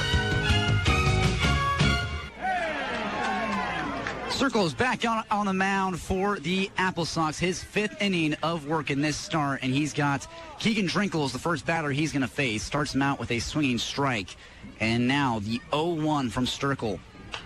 Fouled straight back, kind of over the third base stands, and that's into the parking lot. And 2 strikes quickly on Drinkle. He's 0 for 1 today. He struck out swinging in the second. That was one of the 5 strikeouts that Sterkel has today. And Sterkel wants strikeout number 6. 0-2 pitch, the wind, the delivery. Spiked in the dirt, and it kicks off the chest protector of Coupland. And before we came back, the AppleSox did their mustard and ketchup race, their little mid-inning promotion. So you're probably wondering who won. Well, I'll tell you at the end of this inning. Here's the 1-2. Check swing on a fastball outside. He does not go, and that's the second ball of the at-bat. So lock in your guesses now. Was it mustard? Was it ketchup? You don't know. You got to find out. I'll tell you at the end of the inning. So stick around to figure out who won that race. 2-2 count. Here's the pitch. Shots to first base. Ethan Marr leaps up and grabs it. Flips to Sterkel. He stomps on the bag, and that's the outs. And one away here in the 5th inning. Second baseman, number 1, Tanner Mitchell. And it's going to bring up Tanner Mitchell with nobody on, 1 out. 5-0. Wenatchee leads this game. They won last night. A win tonight would give them a series win and set them up for a series sweep. But, of course, that's to be decided tomorrow. Here's the pitch to Mitchell. Man, slider yanked outside. And you can kind of tell that was going to be a ball right out of his hands. 1-0 counts. Sterkel winds and will deliver. Chopped right back to the glove of Coupland, but he can't squeeze it, and that's strike 1.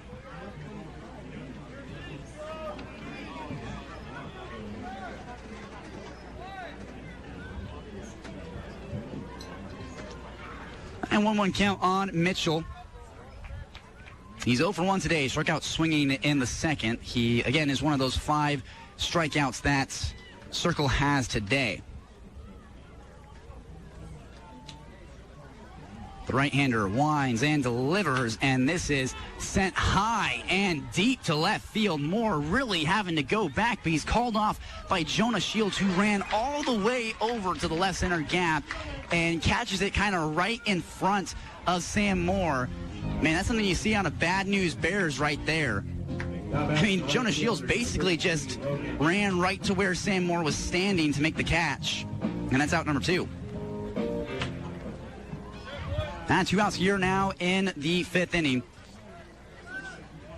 And like I said, the AppleSox did their ketchup and mustard race in the half inning as the first pitch to Booth is high and outside for a ball.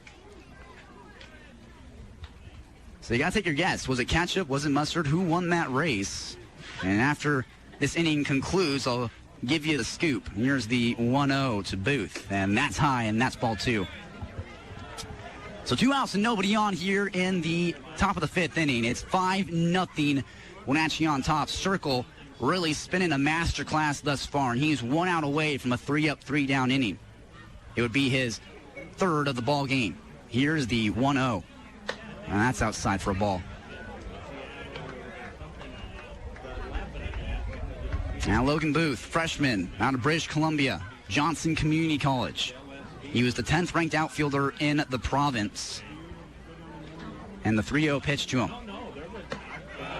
Inside, painted for strike 1. That's a good pitch there for Sterkel to kind of battle back in the count. 3 balls, 1 strike. He's behind in a big way. Again, he's looking for his 3rd 3-up, 3-down inning of the ball game. He can get it right here if he can get Booth to hit himself into an out, and that might do it. A high fly ball to straightaway center field, and Jonah Shields comes in a few steps to make the catch and end the inning. 3 up, 3 down for the 3rd time tonight. Luke Sterkel has been really great. And as promised, ladies and gentlemen, I'll tell you who won the mustard and ketchup race. It was, drumroll please, ketchup. That does it for the top of the 5th inning. We're into the bottom half. It's still 5-0, AppleSox leading. Come experience the Tap Room by Hellbent Brewing at Pybus Public Market, your family-friendly destination for exceptional craft beer, great food, and a welcoming atmosphere. With 20 rotating taps featuring Hellbent craft brews and local ciders, plus a full bar and local wine list, there's something for everyone. Their chef-driven seasonal menu showcases the freshest local ingredients with bold American and Pan-Asian flavors in every dish. Open daily, visit the Tap Room by Hellbent Brewing and embark on a flavor-filled journey right in the heart of the Wenatchee Valley. Link Transit is your free, clean, and safe ride to where you need to go. Whether you need to go to work, school, run errands, or taking a day trip to Leavenworth or Chelan, Link can take you there. Save gas and don't worry about parking. Plan your trip with Google Maps, Apple Maps, or the Transit app. Skip the fuss. Take the bus with Link Transit. NCW.news is your source for accurate and intensely local news across North Central Washington. Part of Ward Media, an independent company committed to local journalism, NCW.news provides stories from our network-respected community newspapers. Stay informed with news from the Lake Chelan Mirror, Leavenworth Echo, Cashmere Valley Record, Quad City Herald, and Wenatchee Business Journal. With over 100 years recording the region's history, NCW.news and Ward Media keep communities engaged on the issues that matter most. Visit ncw.news for local news you can trust. And Matt Therese is going to kick things off for the Sox. Bottom half of the fifth inning, and they lead this game 5-0. Sterkel got his third 3-up, 3-down inning there in the top half of the fifth frame, and he has been really locked in here today. And the first pitch to Torres is right there for strike one. Now Bennett still on the mound for the NorthPaws. Came in relief last inning, gave up a run. So he started his relief outing with one earned run as Therese is going to lift this high and shallow right to first base for Granger to kind of take a few steps back and make the catch for the outs. And one away here in the fifth inning. The center fielder, number 4. Jonah Shields. Now here comes Jonah Shields, player of the game last night with 5 hits, and he's already got 2 today. A single in the first, a single in the third. He's 2 for 3. And man, really on a hot streak. Here's a pitch to him, and that's on the outside edge for a strike. Now, as good as Jonah Shields is doing, 2 for 3, you think, oh, wow, he might be trying to get himself a Player of the Game award. But no, Cooper Brass, 3 for 3 today with 3 RBIs. Jonah Shields squares the bunt. He gets us down the third base line. Martin's going to scoop it up on the bare hand, and no throw to first. A bunt single for Jonah Shields. Make that 3 for 4. Man, is he hot.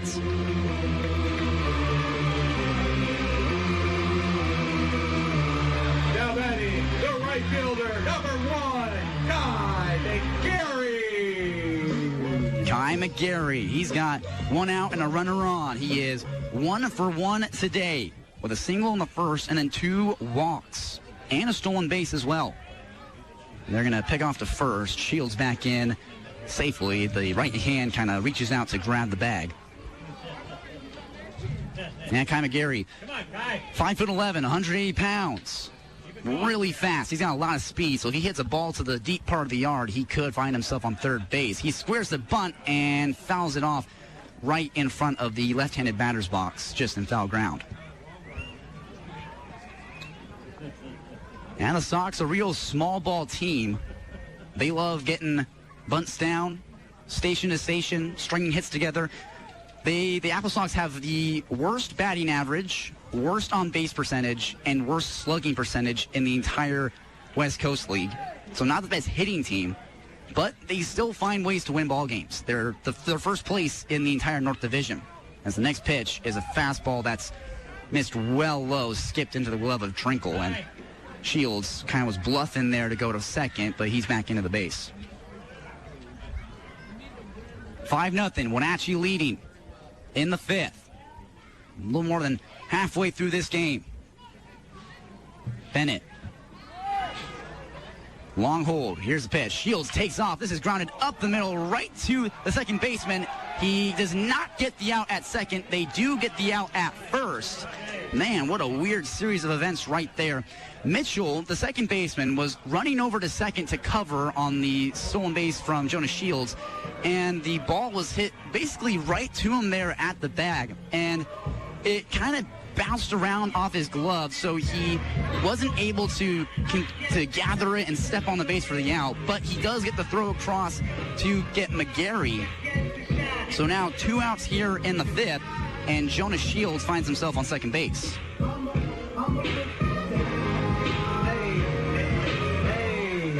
And it's Nico Paoletto, and no one better to have in this spot. Paoletto, 0-for-1 so far today. He flew out to right field in the 3rd, but he also has 2 walks already in this game.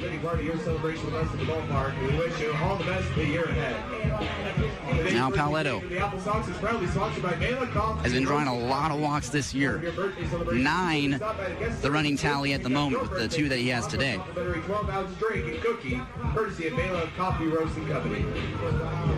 And he's now tied for first place on the team for walks, tied with Matt Torres, who has 9 as well. And the head coach for the Kamloops is talking with the umpires to try and figure out what the situation was. And I'll tell you, the ball was hit sharply up the middle to Mitchell, who was there to cover in case the throw came down. And he kind of bobbled the ball a few times and didn't really step on the bag at all. And the throw to first was in time, so they got the out there. But the head coach for Kamloops really wants to double play, and he's not going to get it. He loses that argument. And now the umpires are back into their spots. For Nico Paoletto, getting his 4th at-bat of the game. And Bennett gets his signs. Runner in scoring position, that's Jonas Shields. He had a bunt single to get on base. And the first pitch to Paoletto, no. Bennett's going to spaghetti move over, and Paoletto back in standing. 5-0. Wenatchee leads this game. They tallied 3 in the 1st, 1 in the 3rd, 1 in the 4th. And they're looking to tally 1 here in the 5th. 1 or more. As here's a quick pick off to second base. That's going to get into center field, and Shields is going to try and get into third base.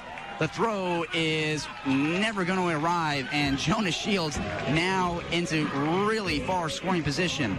And that was kind of weird right there. The pickoff attempt went into center field. Doug Dale was right there. The center fielder was there to get the ball, and then it got away from him. And so then Jonas Shields, kind of late reaction, decides to, push off the second base, and he gets into third easily. Now Single scores him. Here's the first pitch to Paoletto. It's inside past his belt buckle for a ball. So now Shields there at third base. Basically every part of his uniform is covered in dirt. And the second pitch to Paoletto is blown away for ball 2. And that really tells you the kind of player that Shields is. His white pants and baby blue jersey just coated in dirt from the headfirst slides. And the 2-0 pitch is a curve that just bends onto the corner for a strike. So 2-1 the count on Paoletto. 2 outs here in the 5th. And run number 6 just 90 feet away. Here's 2-1. That's high, and that's ball 3. And Shields is going to try and steal home. The throw to the plate in time, and they got him. Shields gets greedy and is made to pay. The tag is right there to get him, and that's the inning.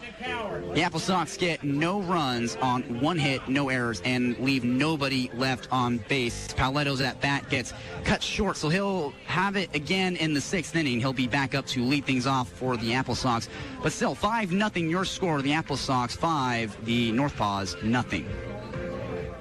Foster parents provide the safety, love, and nurturing every child deserves. Many kids are just looking for someone to talk to have fun with, to share their life with. Interested in being a foster parent? Call K Connections at 888-2006. That's 888-2006. K Connections, enhancing the lives of those they serve at 2121 North Wenatchee Avenue. Getting bored with the white walls in your house? Let Exterior Solutions and Alexandria Moldings brighten up your interior. Available in various sizes, Alexandria Moldings lends to great project ideas. Use them to build up beautiful moldings, design wall and ceiling panels, and practical shelves. They can also revive your staircases to their natural shine. Exterior Solutions can help you find just what you need. Alexandria Moldings at Exterior Solutions, 151st Street Southeast in East Wenatchee. The Loop Trail Cafe wish the AppleSox the best of success this season. Locally owned, the Loop Trail Cafe has a great menu for breakfast and lunch. Start your morning off with the local famous zombie or breakfast burrito and a cup of coffee or tea. During the hot summer, you'll find ice cream cones. Get a scoop on the Loop. The Loop Trail Cafe, across from the splash pad in the Riverfront Center building at 1 5th Street, Suite 160 in Wenatchee. It's time for the WCL scoreboard report presented by Exala Wellness. Visit exalawellness.com today and discover holistic, non-invasive care tailored just for you. As the first pitch on the way to Setecassi is low for a ball. So looking across the league here in the West Coast League, Richfield and Port Angeles are in the fifth inning. It's 2-0 Richfield on top. As here's the 1-0 to Setecassi. And that's just high over the top rail for a ball. Kelowna and Victoria are in the sixth inning, and Kelowna, man, really blowing out the Victoria Harbor Cats 7-0, the score there. The Marionberries and the Yakima Valley Pippins are in the sixth inning, 6-2, Marionberries leading. 2-0 pitch to Setecassi is a fastball for strike one. Edmonton and Nanaimo, they're in Canada. It's top of the eighth. It's 3-0 Night Owls, Nanaimo on top. Then Bellingham and Springfield, it's the bottom of the sixth, and 7-3, the Bells leading. Bend and Walla Walla are in the top of the fifth.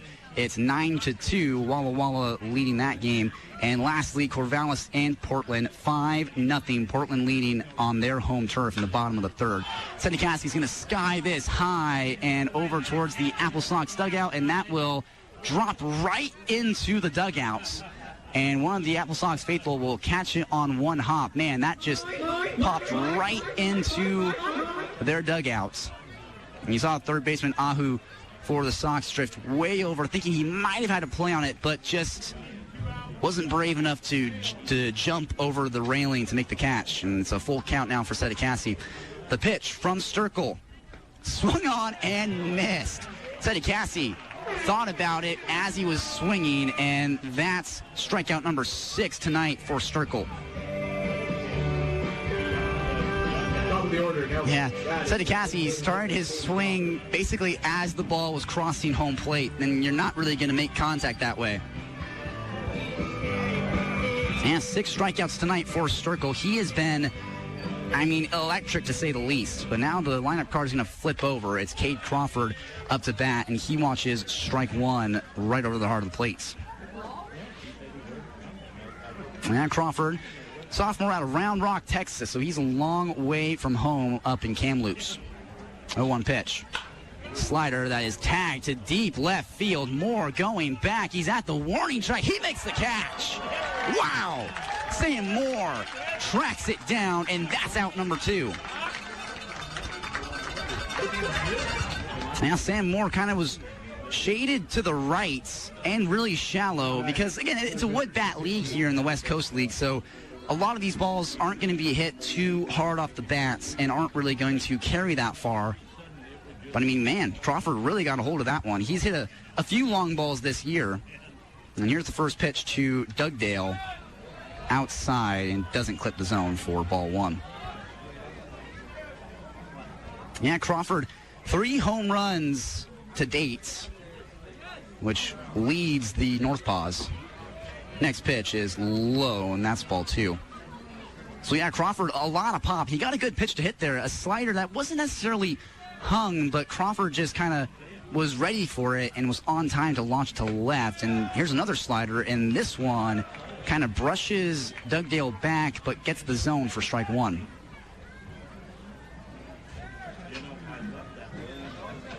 Two-one count with 2 outs. Sterkel, the pitch. Sent high into shallow right field. Therese going back. McGarry coming in, and McGarry makes the catch. and the side sat down in order. The fourth 3 up, 3 down inning for Sterkel. He has been great for the AppleSox today. Your score here at Paul Thomas Senior Stadium, it's the AppleSox 5 and the Kamloops NorthPaws nothing. Let's give a big hand to a proud sponsor of today's game, the Salcedo Group of Companies. Celebrating 25 years of serving our valley, Salcedo does it all, from top-tier HVAC and electrical expertise to major local development. Today, they're proving their philanthropic heart by supporting over 70 local organizations across Chelan, Douglas, and Grant counties, including our very own Wenatchee AppleSox. Locally grown and deeply committed, Salcedo continues to invest in everything that makes our valley home. Thank you, Salcedo Group of Companies. Your teenage years are full of unknowns. Your bank shouldn't be one of them. With People's Bank Teen Access Checking, account holders can build healthy money habits while learning to manage their spending. There are no monthly service charges, no balance requirements, and if the parent or guardian has an existing People's Bank account, adding Teen Access takes less than 10 minutes. You know your teen, we know banking. Teen Access Checking from People's Bank. Easy for them, easier for you. Member FDIC. Hi, folks. Kelly Herschel from Valley Tractor and Rentals, your one-stop Kubota shop. Kubota and Valley Tractor is keeping it simple. You want the best-selling compact tractor? Buy a Kubota. You want the best-selling compact excavator? Buy a Kubota. You want the best-selling compact skid steer? Buy a Kubota. You want the best-selling diesel zero-turn mower? Buy a Kubota. You want the best? Buy a Kubota. Kubota and Valley Tractor since 1948, Baker Flats, East Wenatchee. This day in baseball history, presented by NCW News, the NCW News Network, accurate and intensely local news for North Central Washington. Check ncw.news for community stories every day. And on this day in baseball history, June 6th, 2008, the AppleSox opened up their series with a 40-1 victory over the Okinawan All-Stars at Paul Thomas Senior Stadium, as Paletto will shoot this through the left side for a leadoff single. It was the largest margin of victory, league or non-league, in team history. The game is called after 7 innings due to the mercy rule. Playing in front of a capacity crowd of 1,324 people, the Sox cracked out 31 hits and took advantage of a whopping 8-hit batsmen and 7 errors committed by Okanagan. Wenatchee batted around in each of the 2nd, 3rd, 4th, and 5th innings, scoring a combined 28 runs in the 3rd and 4 frames alone, sending 19 batters to the plate in each of the 3rd and 4th innings, which took a total of 112 minutes to complete by themselves. The AppleSox outclassed the Canadian club from start to finish.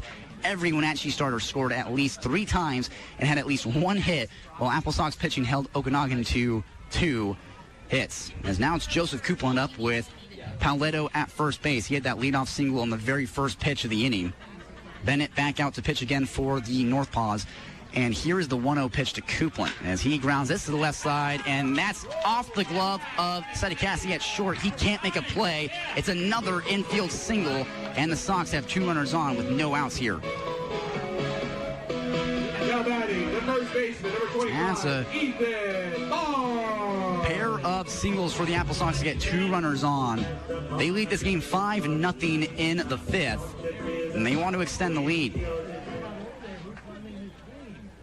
And that this day in baseball history segment I just read, that event, the 40-1 victory, was back in 2008. First pitch to Ethan Mars, a curve that missed inside. And if anyone's listening here, might make you feel old, but 2008, that was just 2 years after I was born. I was born in 2006. 1-0 count. Here's the pitch to Mar. Line to right side. Oh, what a catch! Mitchell at second base lays out to make the catch. They throw to second, and Paletto is out. He doesn't get back to the bag in time. Oh, what a double play for the NorthPaws. That's just what they needed. Holy smokes. You got to tip your cap to Mitchell out there up the middle at second base. I mean, left the ground completely horizontal, makes the catch, and then you get up and fire a throw to second base to get the double play. And still a runner on for Wenatchee. That's Coupland at first for Alika Ahu now and up to bat as he will cut and miss at a top shelf fastball. But man, the inning really turned on its head. It was looking like the Sox might pop out another multi-run inning here. Back-to-back singles from Paletto and Coupland. But man, Mitchell single-handedly just gets a pair of outs. And the 0-1 pitch is well high for a ball. Now Ahu, 0 for 2 so far today. He struck out swinging in the first, struck out looking in the third, and then reached on a fielder's choice in the fourth, came around to score. He also stole a bag as well, so Ahu showing off the speed. 1-1 counts to the kid from Honolulu, the pitch, and that's low and away for ball 2. Yeah, that stolen base for Ahu, that was one where he really kind of perfectly timed up the pitcher, got into his secondary, and then just broke off to second base. And Sterkel just never even threw the ball because it wasn't even close, as they'll pick off to try and get Coupland, and he kind of lunged back to get their feet first. And he's in safely. Bit of a bang-bang play there at the back, though. And they'll pick off again, and no tag applied. Coupland back in head first this time. And still 2-1 count. Ahu awaiting his next offering with 2 outs here in the 5th. 5-0 Wenatchee leading. Bennett, here's a pitch.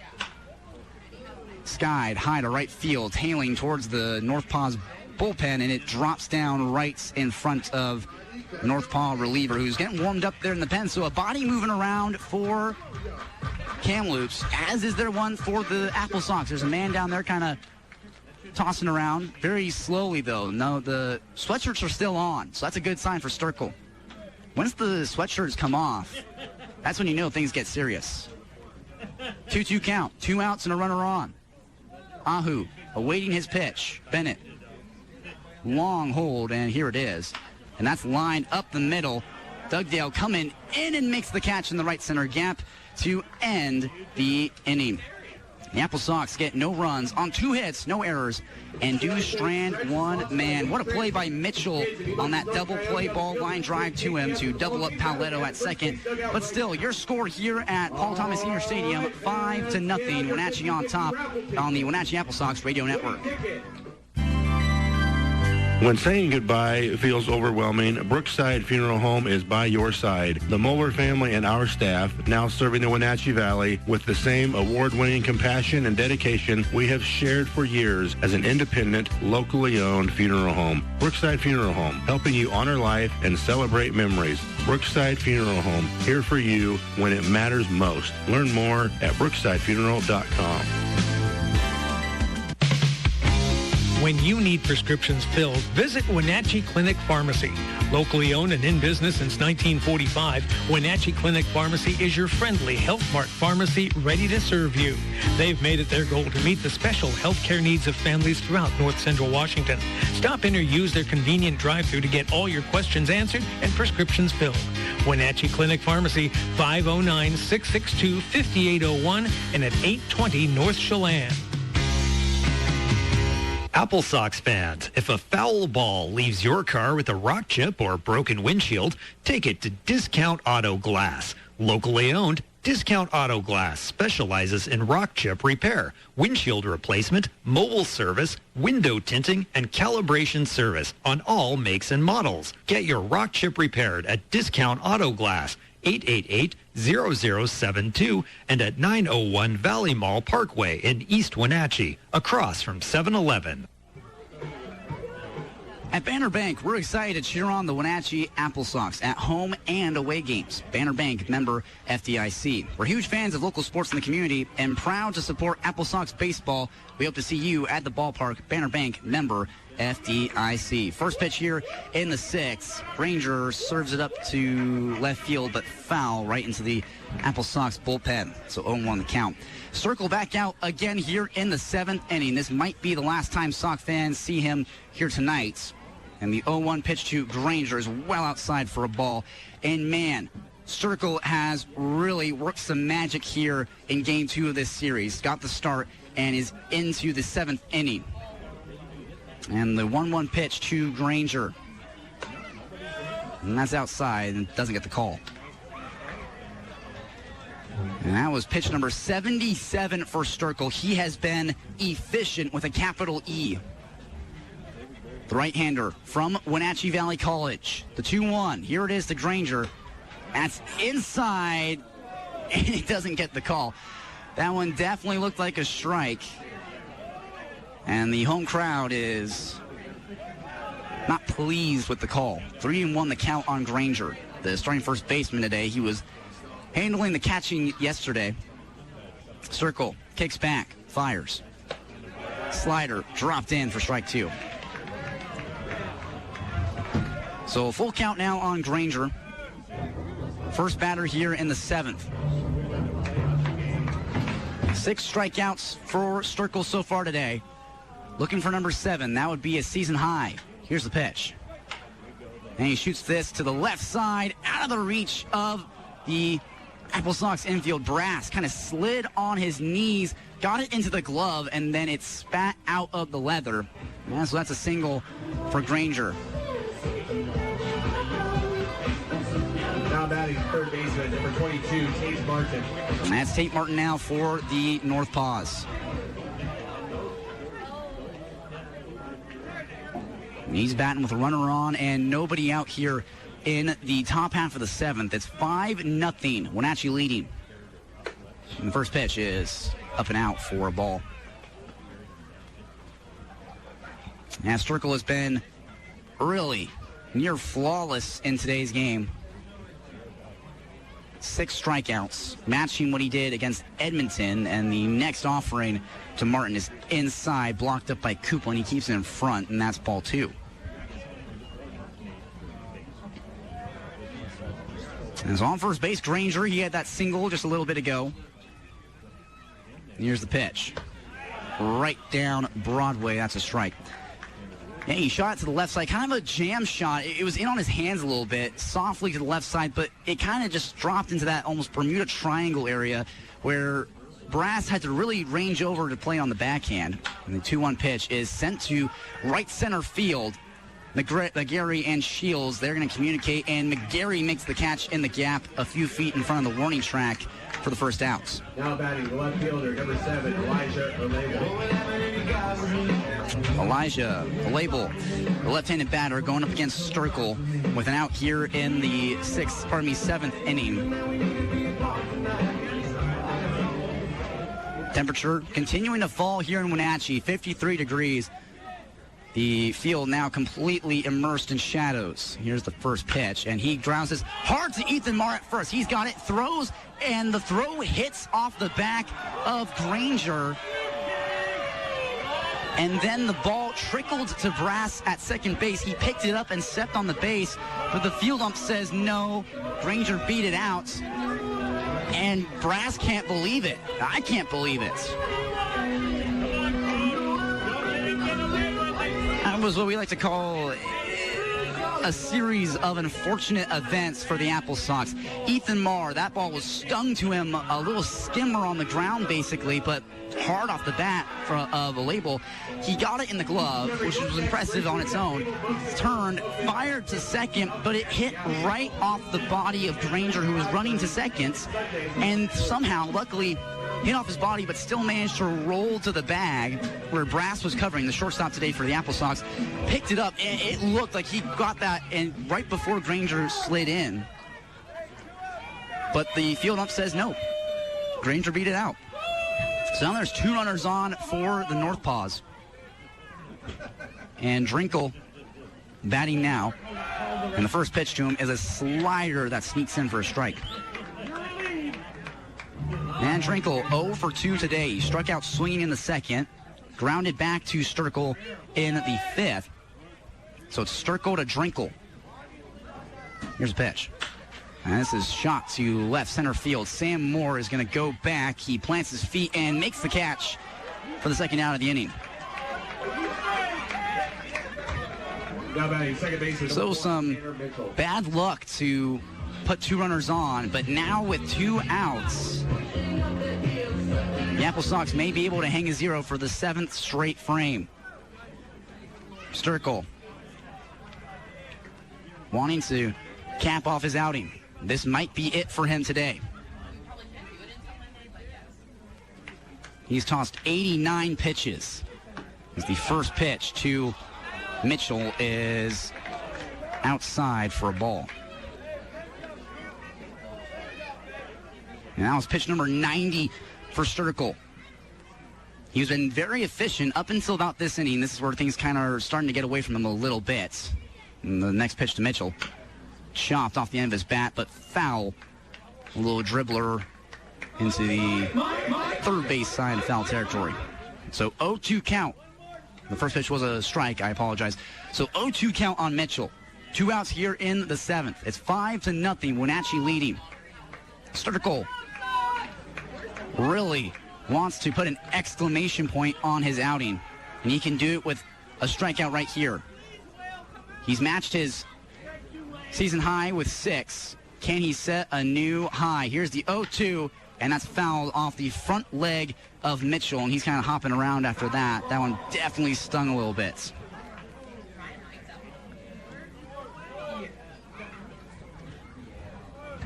Oh, and 2 the count. 2 outs, 2 runners on. It's a label at first and Granger at second.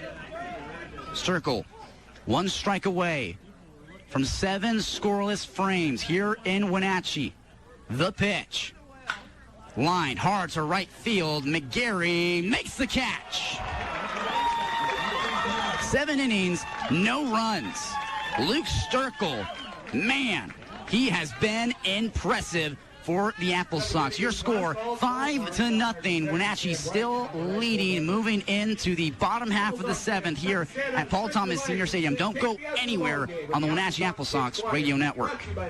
Come celebrate Independence Day at the 12 Tribes Colville Casinos with our Independence Day hot seats from noon to 4 p.m. July 4th. Every hot seat player will have a chance to win up to $1,000. Play your favorite game for your chance to hear your name called for a hot seat and be one of 15 guaranteed winners walking away with $1,000. Don't miss the Independence Day hot seats July 4th at all 12 Tribes Colville Casino locations. Cooley Dam, Lake Saline, and Omak. 12 Tribes Colville Casinos. Far from the ordinary, close to the adventure. Gambling problem? Please play responsibly. Call 1-800-522-4700. I have come to the conclusion that one useless man is called a disgrace, that 2 are called a law firm, and that 3 or more become a Congress. And by God, I have had this Congress. 250 years ago, the spark was lit, and a new America was forged in the flames. From the Numerica Performing Arts Center and Jamie Donegan Productions, Hot August Nights features Tony Award-winning musical 1776. July 31st through August 15th at the Numerica Pack. Tickets for 1776 now on sale at numericapack.org. Mission Ridge, proud sponsor of AppleSox Baseball, says, let's go, Sox. Hope you're enjoying the game. Head up to the Chair 5 Pub at Mission Ridge. Open Fridays through Sundays all summer long. It's your spot for great food, local drinks, and unbeatable mountain views high above the valley. Whether you're wrapping up a day on the trails, looking to cool off from the summer heat, or just want a relaxed place to hang out with friends and family, the Chair 5 Pub delivers. Keep the good times rolling after the final inning. Visit missionridge.com to learn more. That's weird. To the left. Take it back now, y'all. And now pitching for the NorthPaws, it's Matthew Pitchenuk, right-hander, taking over for Bennett here in the 7th. As he's got a meeting here on the mound with the catcher, Drinkle, and the home plate umpire. Not sure what they're talking about. Sometimes you wish you had hot mics down there so you can listen to what they're saying. Wouldn't be able to air a lot of it, but would be fun to hear. Now batting for the AppleSox. Shortstop, number 12, Cooper Brass. And Cooper Brass leads it off for the Sox here in the 7th. They have a 5-0 lead. And they want to grow it here late in this game. There's a pitch from Pitchenuk, and that's a ball inside. Now Pitchenuk, 6'2" and 250 pounds, playing for Cascades College. And the 1-0 pitch from Pitchenuk. Swung on, missed. Brass kind of really flung his hands at it, but couldn't get a piece of it. Thank you. Now Pitchenuk, the right-hander, and has just finished his junior year. Here's a pitch from Pitchenuk. That's skipped right in front of home plate for a ball. How apropos of a name is that? Pitchenuk, and he's a pitcher. Actually, he's just destined to be a starting arm. A relief arm tonight, I guess. 5-0 Wenatchee leads. Here's the pitch to Brass, and that's kind of high and tight to brush him back a smidge, and that's ball 2. And ball 3, I should say. Pardon me, 2-1 the count. First pitch was a strike.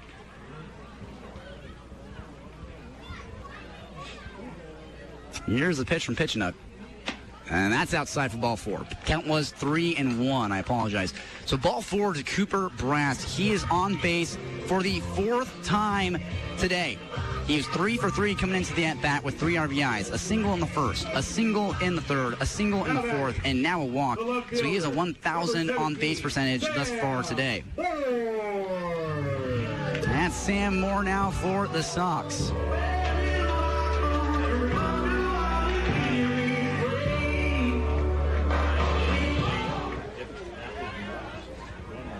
Sam Moore, the left-hander, going against the right-hander, Pitchenook.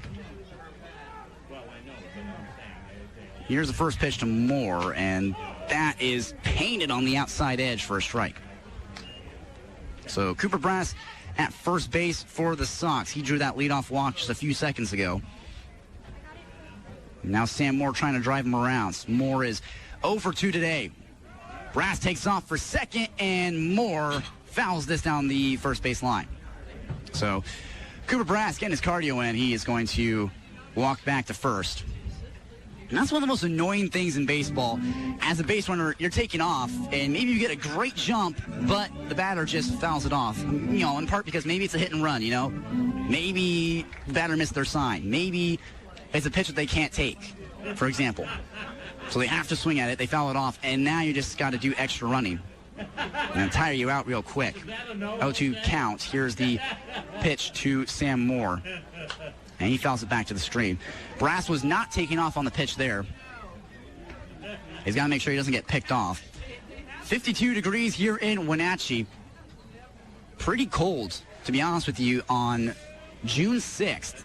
Kind of getting into the middle part of summer almost. And it's 52 degrees here at the ballpark, Paul Thomas Senior Stadium. Still no 2 count on Moore. Pitchenock will pick off, and Brass is back in safely.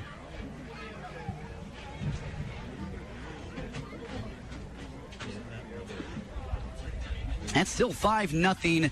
Wenatchee leading by a pretty big margin. 0-2 count still on Moore, and they're going to call time here, home plate umpire. So Pitchenock steps off. The right-hander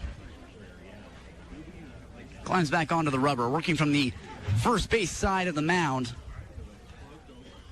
Here's his 0-2 pitch again. Brass fakes the steal, and this ball is chopped over to second for Mitchell. They throw to second base to get the out, and Sam Moore is safe at first base on a fielder's choice.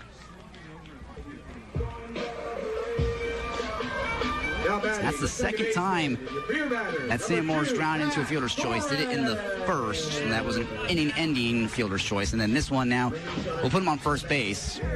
Cooper Brass cut down, trying to go to second. And now it's Matt Torres, your beer batter of the game. He already has a single, so everybody here in the ballpark has gotten $1 off any Rainier beers they want.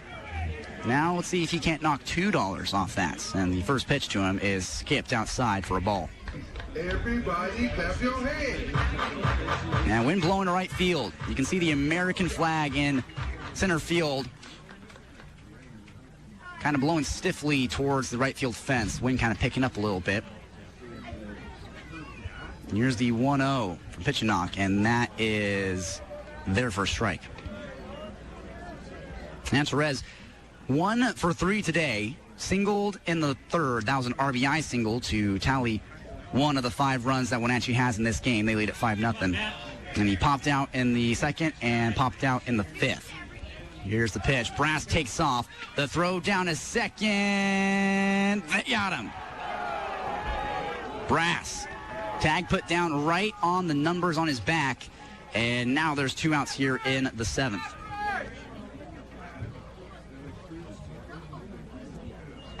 Pardon me, that was Sam Moore at first base, not Brass.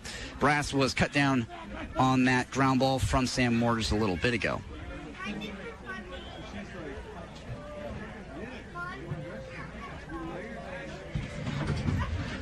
And here's the 2-1 to Torres, and it's a breaking ball that skipped off the chest protector of Sterkel.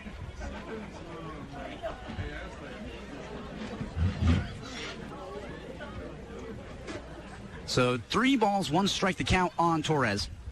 Beer batter of the game for the AppleSox. And you know the Sox faithful want a base hit out of him.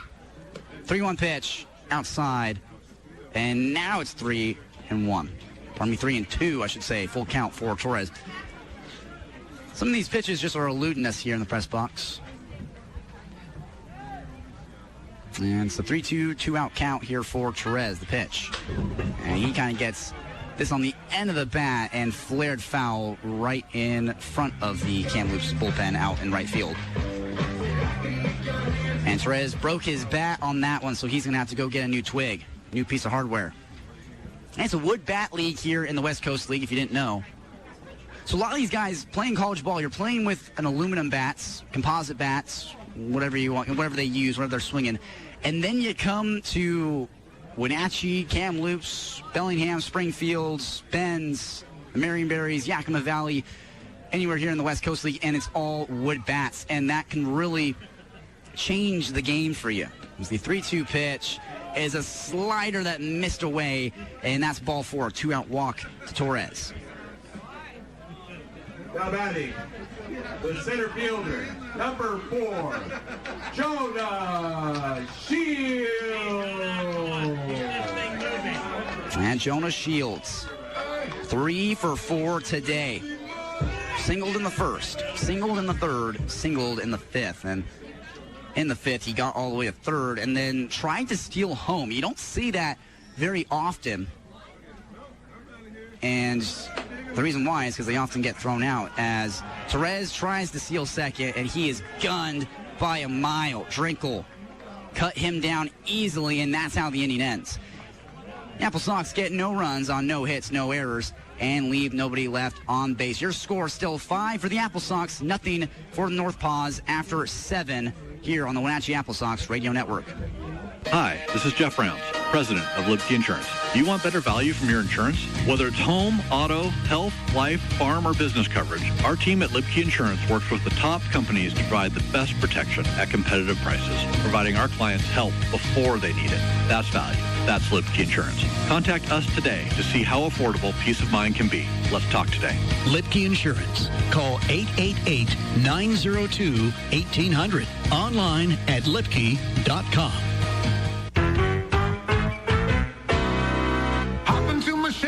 We're gonna take a ride. We're going down to Easy's Burgers, where the food is dynamite. Easy's Burgers. Easy's Burgers, oh yeah. Fast, friendly, and delicious. They really do it right. Serving up those burgers every day and every night. Big kids, little kids, mom and dad too. Easy's Burgers. Made fresh for you. Have you ever thought about how much you're on your feet? A comfortable pair of boots can make a real difference. If you've had a hard time finding a good pair of boots, visit Neil's Boots, Shoes and Repair, where you'll find a good selection of Danner boots, including Light 2s, Vicious, and Radical 453s. They also carry Smoke Jumper and Hawthorne white boots. Neil's Boots, Shoes and Repair, 811 South Wenatchee Avenue. Regular price and get a free. If anybody has earned themselves a steak dinner after today's game, it is Luke Sterkel. His day is finally done. He can rest easy. 7 innings pitched for the righty starter. He allows just 3 hits, no walks, 6 strikeouts, and obviously no runs. 7 innings of scoreless baseball from Luke Sterkel, the kid out of Wenatchee Valley College, and he hands it off to a teammate of his, Dylan Jones, another kid out of Wenatchee Valley College, pitching on the same field that they played on in the spring. And now Dylan Jones, the right-hander, 6'2", will wind and fire the first pitch to Logan Booth, and that's outside for a ball. And Jones, the fastball, sinker, changeup, and slider. He's a sophomore out of Sammamish, Washington, kind of close to where I grew up. Here's the 1-0 pitch. Inside, got him on the thigh. Man, Booth really, he fell down on it. Feet kind of swept out from underneath him, and he is on base in a painful way.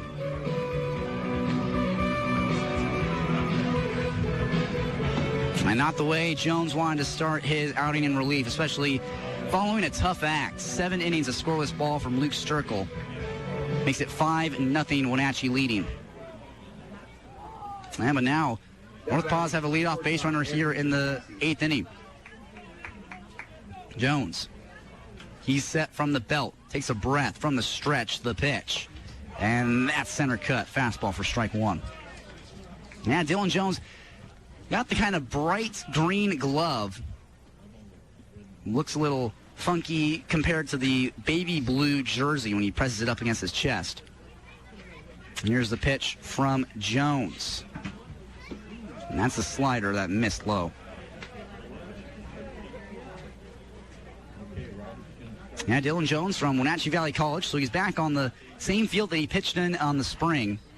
He ended this past season with a 5.63 ERA. Made 11 appearances, 7 of which were starts. The next offering is outside for a ball, 2-1 the count.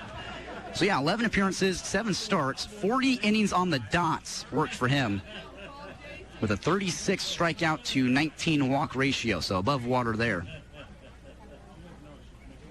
Jones, the 2-1. That's down Broadway for strike 2. And Dylan Jones is MLB comp apparently is Logan Webb.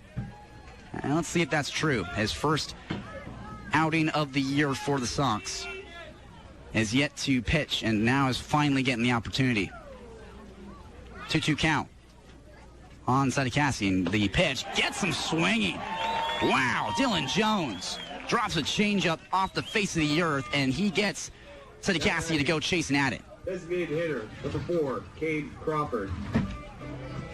Top of the order now for the Kamloops NorthPaws. Cade Crawford, a man who is 1 for 3 so far today. He's got a runner on. That's Booth at first, who wore the very first pitch off the thigh. And the first pitch to Crawford is a strike, a fastball there to get ahead in the count.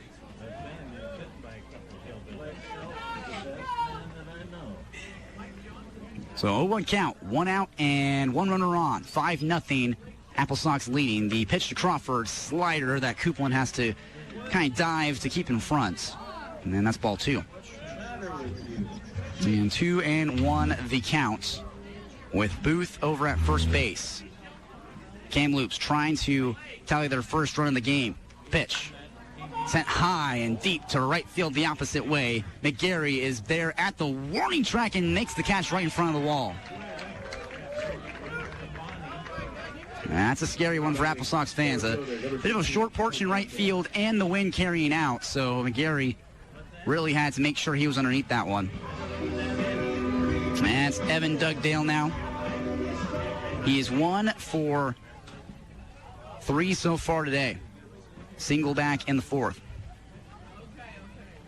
First pitch, Dugdale. And that's on the outside edge, but doesn't quite fall into the zone, so that's a ball. And Dugdale starting in center field today. Was the starting pitcher last night for the NorthPaws. 1-0 pitch, brushes him back, that's ball 2. I said a couple times, the word you'd use to describe Dugdale is a real workhorse. It's not every day that you start a game on the mound and then the next day you're out in center field. As Jones picks off to first, real close play. Marr tried to get the tag down on the holster and hip of Booth, but he's back in head first. Jones, 2-0 count on Dugdale. Pitch. Line, left field, Sam Moore backing up. He can't make the catch. It gets over his head. Booth around second. They're going to wave him home, and the first run of the day for the NorthPaws scores. RBI stand-up double for Evan Dugdale. Now batting first baseman Brock Granger. Man, smoked off the bats, and nothing Sam Moore could do but just watch it sail over his head. And again, not the way Jones was hoping for his outing to go. Then again, you got a 5-1 cushion still. 4-run lead for the AppleSox here in the 8th. And it's Brock Granger now. 2 outs here in the 8th frame. Jones, the pitch. Dotted on the outside edge. Man, beautiful little two-seam fastball there to run outside. Yeah, again, Dylan Jones, he's got the fastball, the sinker, the change, and the slider. So that pitch right there, probably the sinker. A little bit of a two-seam action almost. Down in front down there. 0-1 pitch to Granger. And that's inside and skipped off the chest protector of Coupland, and he does a good job to keep it in front and prevents Dugdale from moving to third. And if you're just joining us, Dugdale, that RBI double to deep left field, put the first run of the ball game up for the NorthPaws. They're still down 5-1. Wenatchee leading by 4 runs. 1-1 pitch. Jones, here it is. Inside, doesn't get the call. 2-1 with 2 outs and a runner on second base. Granger wants to trade places with Dugdale at second. Would be the second hit and the second run of the inning if you can get it done. 2-1, painted, strike 2. Man, that outside sinker is really working for Jones. Does he go back to it for a strike 3 pitch? Let's see what happens.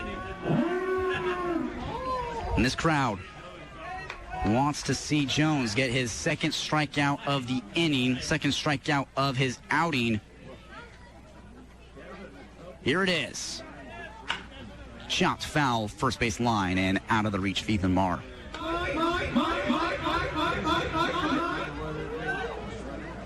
2-2 count still with 2 outs. It's 5-1, Wenatchee on top. Brock Granger at the plate, starting at first base today.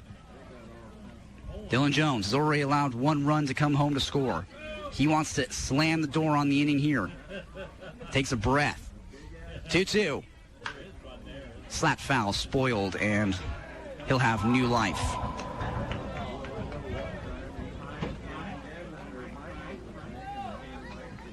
And Dylan Jones played at Wenatchee Valley College last spring, so very familiar ballpark for him. He's played here a lot.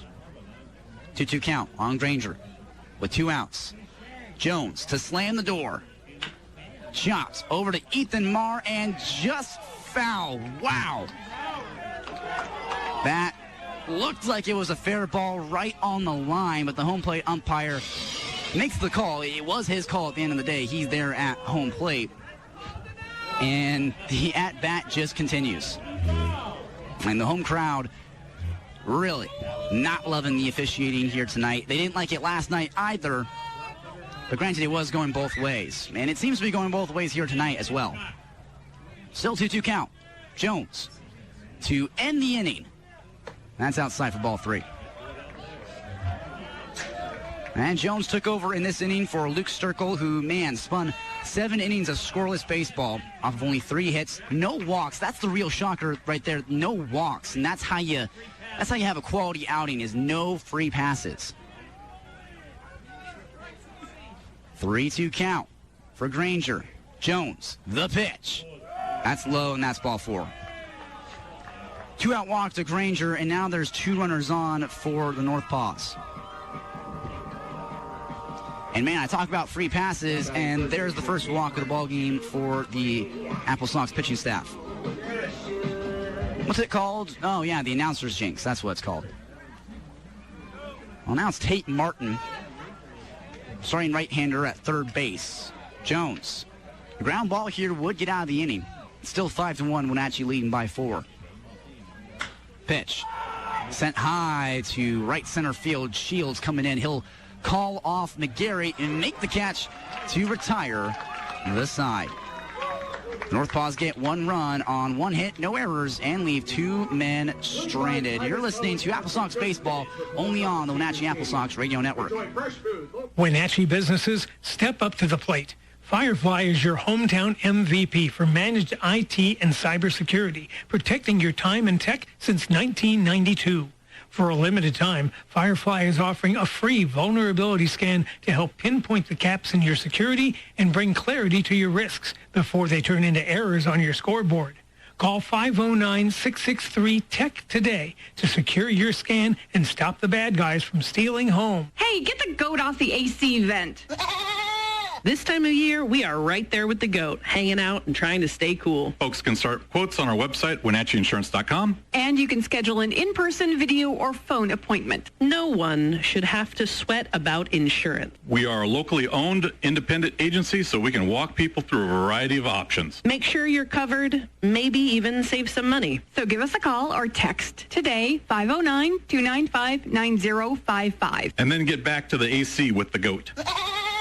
At Banner Bank, cheering on the AppleSox is just one more way they show their appreciation for the Wenatchee Valley. When it comes to your finances, it's all about how they can help you move forward with truly personal service, smart financial solutions, and being the local expert by your side when it matters most. In fact, Banner Bank has been named one of the 100 best banks in America by Forbes for 10 straight years and one of Newsweek's best regional banks again this year. Stop by your local Wenatchee branch or visit bannerbank.com. Banner Bank, member FDIC.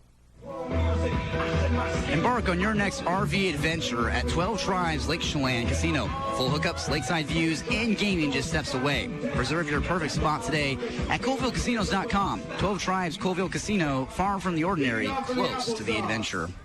We're into the bottom half of the 8th inning, and Jonah Shields is going to be the one leading it off for the Sox. 5-1. The AppleSox are leading today by 4 runs. And they were leading 5-0 going into this inning.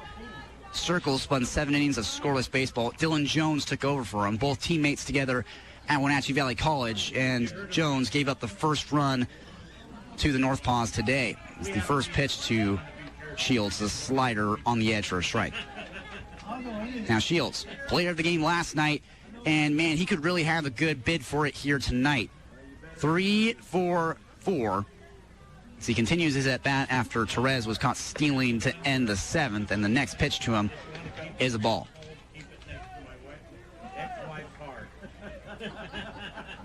So even count, 1 ball, 1 strike.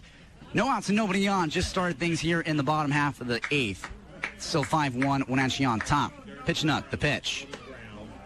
Missed, blown away for ball 2. Hey, Jonah, come on now.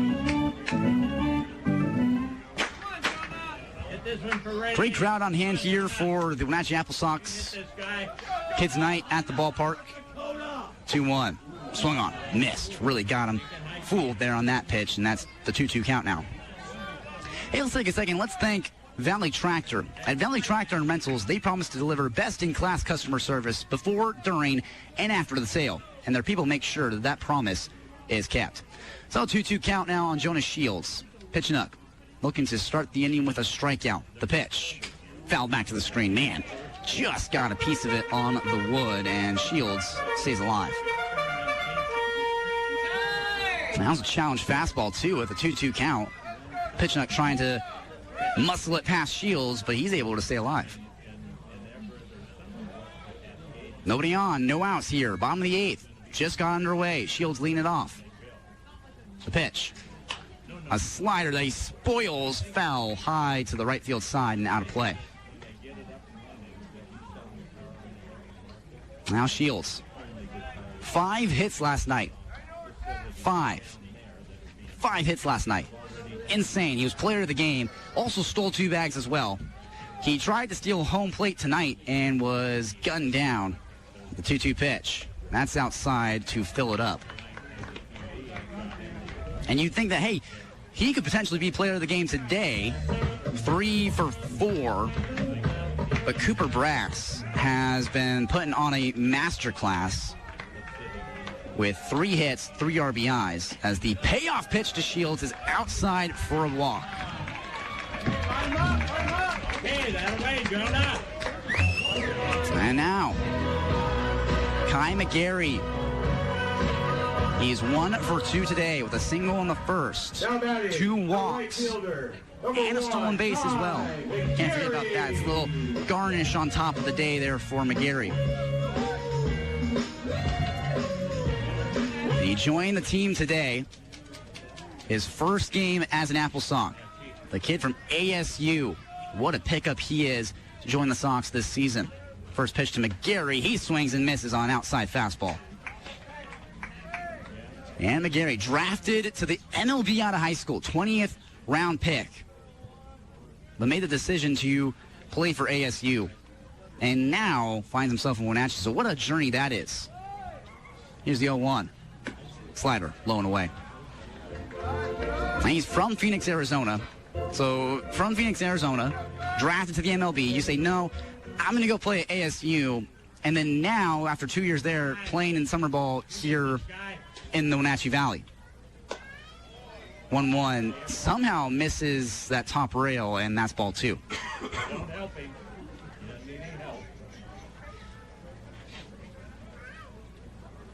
Gary looking to go 2 for 3 on the night, and he will send this high and foul, twisting without a play. And about 9:08 p.m. here in Wenatchee, 51 degrees. Winds died down a little bit. It's still a bit of a cold night in the Wenatchee Valley.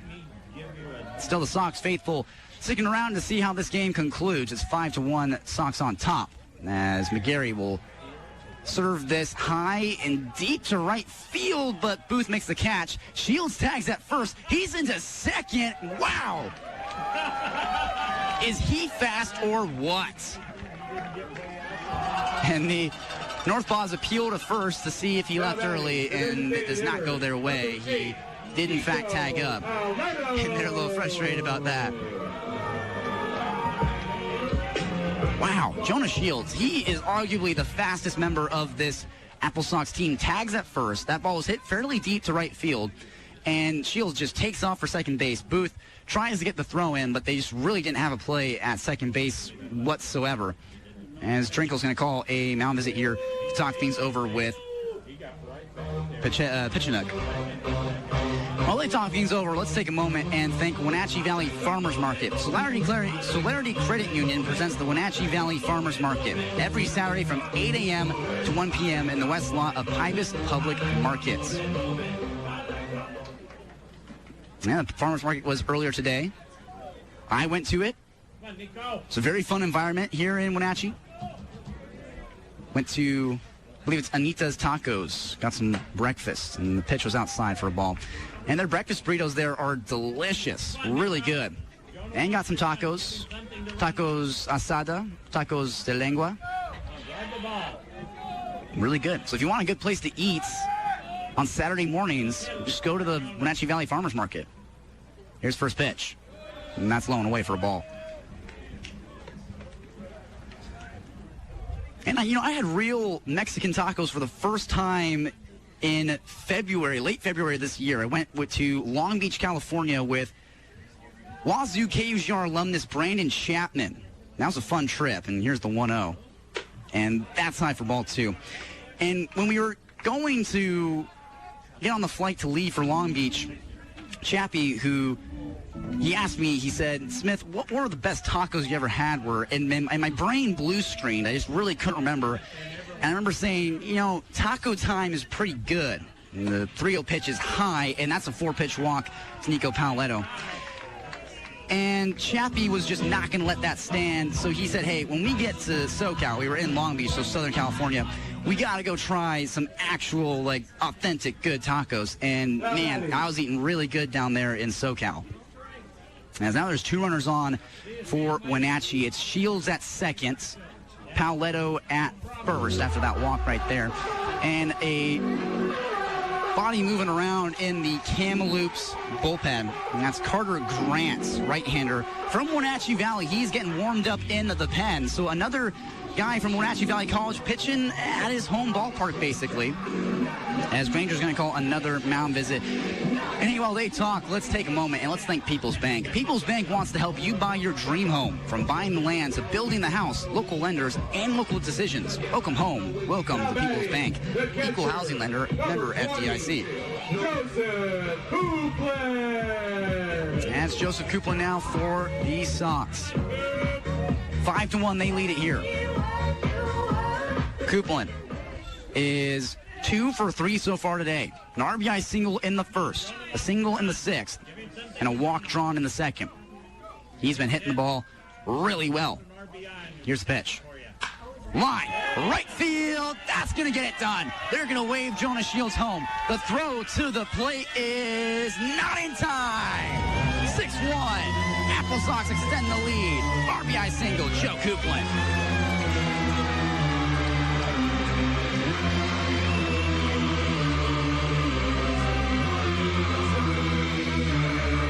What did I tell you? Joe Coupland has been swinging a hot bat with the AppleSox, and he comes through clutch again. Number 27, Harlan Rowe. Now, in lieu of Ethan Marr, the AppleSox are going to bring in Harlan Rowe, the kid from Lower Columbia College, to take over at first base. Now, Ethan Marr did have a single in the fourth, but other than that, is a fairly quiet night from the kid from Fox Island, Washington. And he went 1 for 4 to end his night, and now Harlan Rowe's going to take over for him, batting from the left side to go against the right-hander Pitchnook. It's 6-1, AppleSox leading after that RBI single that was slapped to right field by Joe Coupland. Now 2 runners on for the Sox. You got Coupland at first, Paletto at second, 1 out here in the 8th. Pitchnook from the stretch, set from the logo on his jersey, and the pitch is swung on and missed. Harlan Rowe was kind of almost running out of the box when he was hitting that one, and that's strike 1. Everybody clap your hands. Now Harlan Rowe, two-way player, right-handed pitcher and a first baseman. 0-1 count with 1 out and 2 runners on. Rowe looking to come up clutch, extend the lead, 6-1, the pitch. That's high, and that's a ball. And you'll see here in Wenatchee, they have Wenatchee jerseys, Wenatchee gear, but the batting helmets are all their own. They have their batting helmets from their home college, and so Harlan Rowe has his batting helmet from Lower Columbia. As Pitchnook comes set, 1-1 count with 1 out, the pitch. Line over to second for Mitchell. He's got it, flipped to second, throw to first, not in time. Harlan Rowe breaks up the double play, and now the Sox have him on the corners. And Harlan Rowe showing off the speed. He reaches via fielder's choice. So now runner in scoring position for the Sox. That is Paletto at third. So Lika Ahu is just a single away from making this a 7-1 ball game. But yeah, the players have their helmets from their home colleges. Harlan Rowe with his from Lower Columbia College. He's there at first base getting his lead. And the pitch to Ahu is outside. And at Lower Columbia, they have a thing. It's a tradition that's kind of copying from Ohio State University.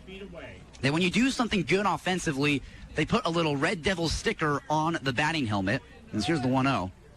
That's line, right center field. Booth drifting back. He can't make the catch. It's over his head, and it rolls to the wall. Paletto scores. They're waving home Harlan Rowe. Alika Ahu stand-up 2-run double. Wow!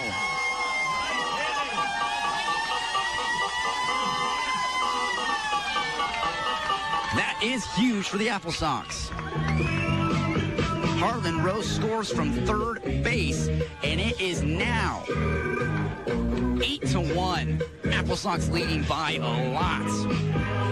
Now here comes the coach for the Kamloops NorthPaws, and this might be the day for Pitchnook.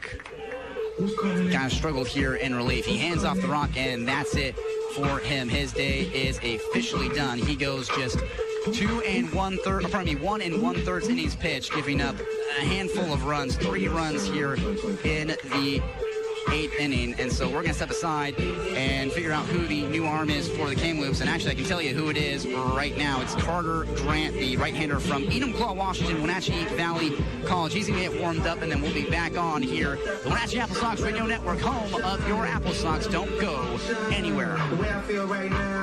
Dr. Scott Bibbins Family Dentistry. Friendly, professional staff where they take care of all of your dentistry needs. Fillings, cleanings, root canals, crowns and bridges, orthodontic appliance therapy, oral surgery, and dental implants. Complete dentistry for the whole family, where their experienced staff takes pride in offering comfortable care in a relaxed atmosphere and strive to exceed your expectations. Dr. Scott Bibbins Family Dentistry, now at their new home at 445 Mission Street, across from Banner Bank in Wenatchee. The convenient parking off Mission and 5th Street. Since 1977, Hagelin's Trophies has provided North Central Washington with the best in awards. Capture those special memories with a trophy, plaque, or award from Hagelin's Trophies. They also engrave name badges, desk and wall signs, and can customize your badges, signs, and awards with your logo on their laser engraving system. If you need promotional items, they can help there too. Hagelin's Trophies, 123 North Chelan in Wenatchee, and at Hagelin'sTrophies.com. Discover what Premier Senior Living is all about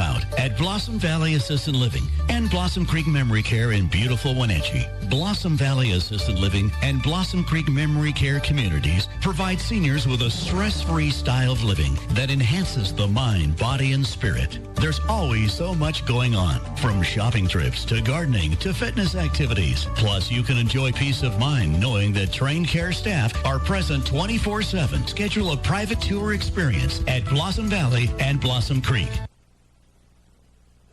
Now, he may pitch for Wenatchee in the spring, but he's pitching for the NorthPaws here tonight. Carter Grant, the right-hander, comes out of the pen for Kamloops in a really tough spot. It is 8-1.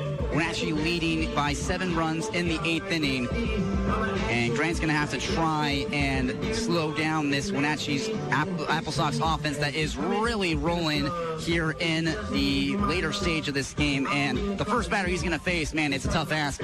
Cooper Brass, who potentially could win player of the game here tonight. He has been stinging the ball left and right. 3 singles, 3 RBIs just tonight. The shortstop, number 12, Cooper Brass. And Carter Grant, the freshman from Enumclaw, Washington, playing for Wenatchee Valley College this past spring. 10 appearances this past year, all in relief. 11 innings of work for him in total. Grant, the stretch, set from the belt. Here's the pitch. And that's outside for ball 1 to Brass. Yeah, Carter Grant finished this past season with a 7.36 ERA. Gave up 7 walks, 7 strikeouts, so broke even on the strikeout to walk ratio. The 1-0 to Brass. And that's outside ball 2. Yeah, so Brass out of Utah Valley. Started at New Mexico State and then made the move over to Utah Valley. 2-0 counts to Brass. Here's the pitch. And this is sent to right center field, tailing high, and Booth's going to make the catch, and that's the inning. The AppleSox get 3 runs on 2 hits, no errors, and strand 1 man out on the base pass. 2 men out on the base pass. They extend the lead 8-1 here in Wenatchee. They are really kind of pummeling the NorthPaws here in Game 2. And we're going to step aside here on the Wenatchee AppleSox Radio Network. Your official radio station for the Wenatchee AppleSox is Sunny FM, KCSY Twist, the greatest hits of all time. AppleSox fans, if a foul ball leaves your car with a rock chip or broken windshield, take it to Discount Auto Glass. Locally owned, Discount Auto Glass specializes in rock chip repair, windshield replacement, mobile service, window tinting, and calibration service on all makes and models. Get your rock chip repaired at Discount Auto Glass, 888-786-0072 and at 901 Valley Mall Parkway in East Wenatchee, across from 7-Eleven. Hey, it's Stacy with the Floor Factory is Flooring America. Whether you're looking for a small project or a large one, from special order options to our large selection of in-stock, we can help you. From the latest color and style trends or to more of a classic style, we can help you. Carpet, hardwood, luxury vinyl, laminate, and even sheet vinyl. Come check out our newly updated showroom and our last chance bargain basement. They're great for do-it-yourself, or we have professional installation available too at 13 South Wenatchee Avenue. It's where friends send friends to the Floor Factory. Looking for a quality used Euro car? Visit Wenatchee Euro Import Auto Sales in East Wenatchee by the airport. Locally owned with vehicles fully inspected, serviced, and reconditioned by Eric's European and Asian Auto Repair. Don't buy a mystery car from another sales lot when you can buy with confidence from the team at Wenatchee Euro Import Auto Sales, next to Eric's Euro and Wenatchee Rental Cars. Check out their inventory at WenatcheeEuro.com or call 509-888-7697. And Dylan Jones out for his second inning of relief in today's game. He's got an 8-1 lead to work with. And the first pitch to a label is outside for a ball. Pardon me, for a strike. And clip the corner. Next offering, low. That's ball one. Now label out of Fukuoka, Japan. I pray that I'm pronouncing that right. Here's the pitch. Outside edge, strike two. And the NorthPaws don't like that one. Close pitch, but it looked like it just kind of went the way of Dylan Jones. Now Dylan Jones, like I said, his MLB comp is Logan Webb. And let's see if he can live up to it. Here's the 1-2, and that's outside for a ball.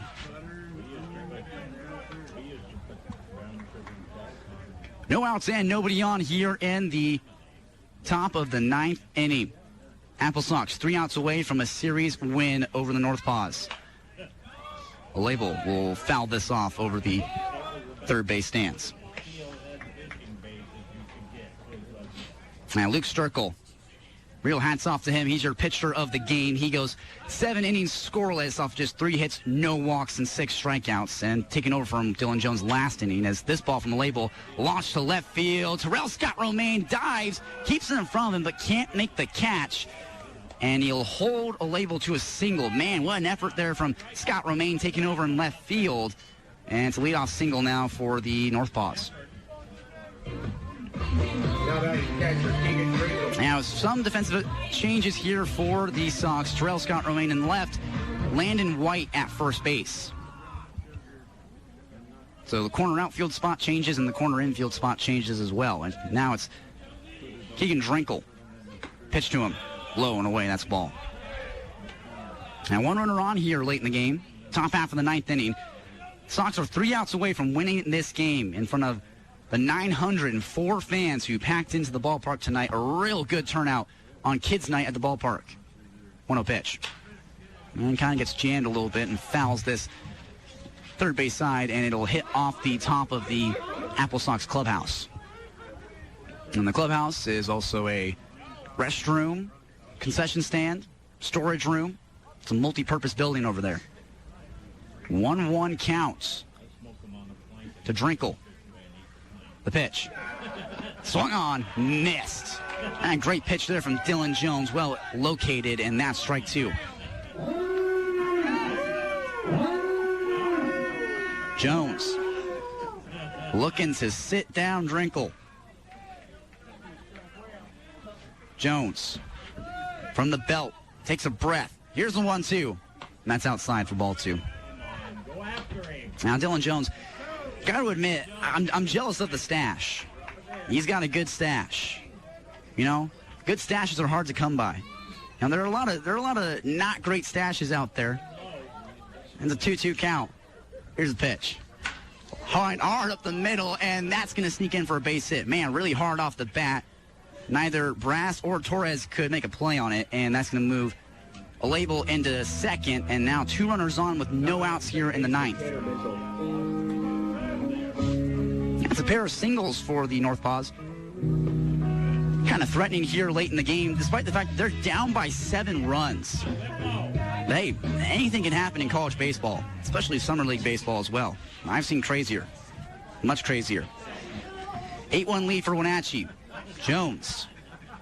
No outs and 2 runners on. Here is the pitch to Mitchell.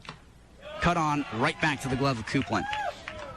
Top shelf fastball, and he gets Mitchell to just clip a part of it.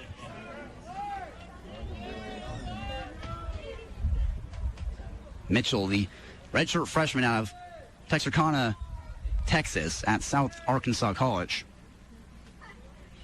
0-1 pitch. That's outside. It gets past Coupland.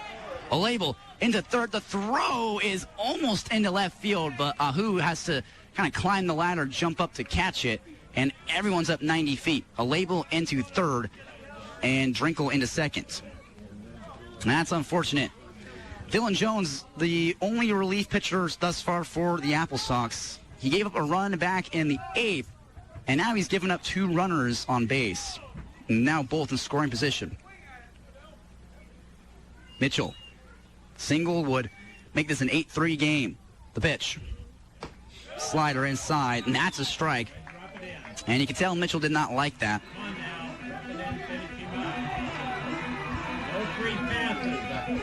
Two strikes on Mitchell. Jones. No outs here in the 9th. Starts with 1. Sox want to secure the series win right now, and they're in a good spot to do it. The pitch. Cut on, spoiled, back to the fence, and that's a foul ball.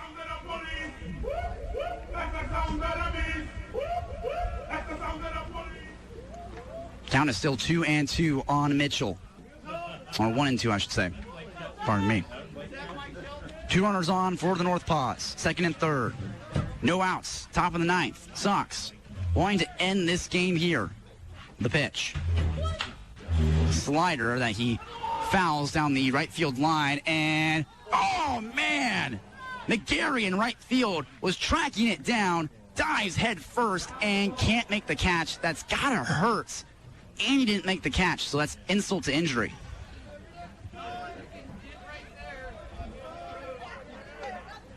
Man, hats off to McGarry on a foul ball. And when you really think about it, if he makes the catch on that, a label tags at third and he scores. So maybe good that he didn't make the catch on that one. So still a 1-2 count on Mitchell, the starting and second baseman today. Jones takes a breath, and the pitch. Oh, wow! A fastball at the dome, and it just clangs off his helmet, and that's going to load the bases.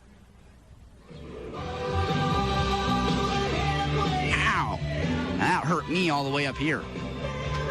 So, you got the helmet on, so it doesn't hurt too bad, but still, getting your bell rung is just not the way you want your at-bat to go.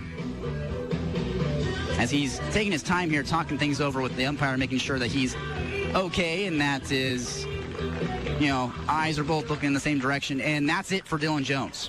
Darlington makes the call, and he will cut his outing short. So Dylan Jones walks back to the dugout, and now it's Tate Swanson taking over for him on the mound, the guy from Spokane Falls Community College. So he's going to have the rock with no outs and the bases loaded in the 9th. Man, if that doesn't get your heart going, I don't think you have a pulse. So 8-1, the AppleSox still leading, but NorthPaws trying to battle back in the last frame of action here at Paul Thomas Senior Stadium. You're listening to AppleSox Baseball on the Wenatchee AppleSox Radio Network.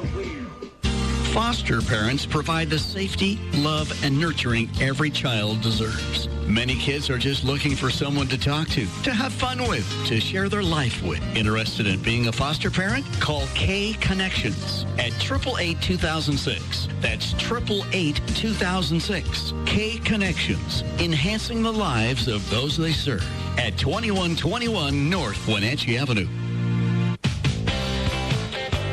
The Loop Trail Cafe wish the AppleSox the best of success this season.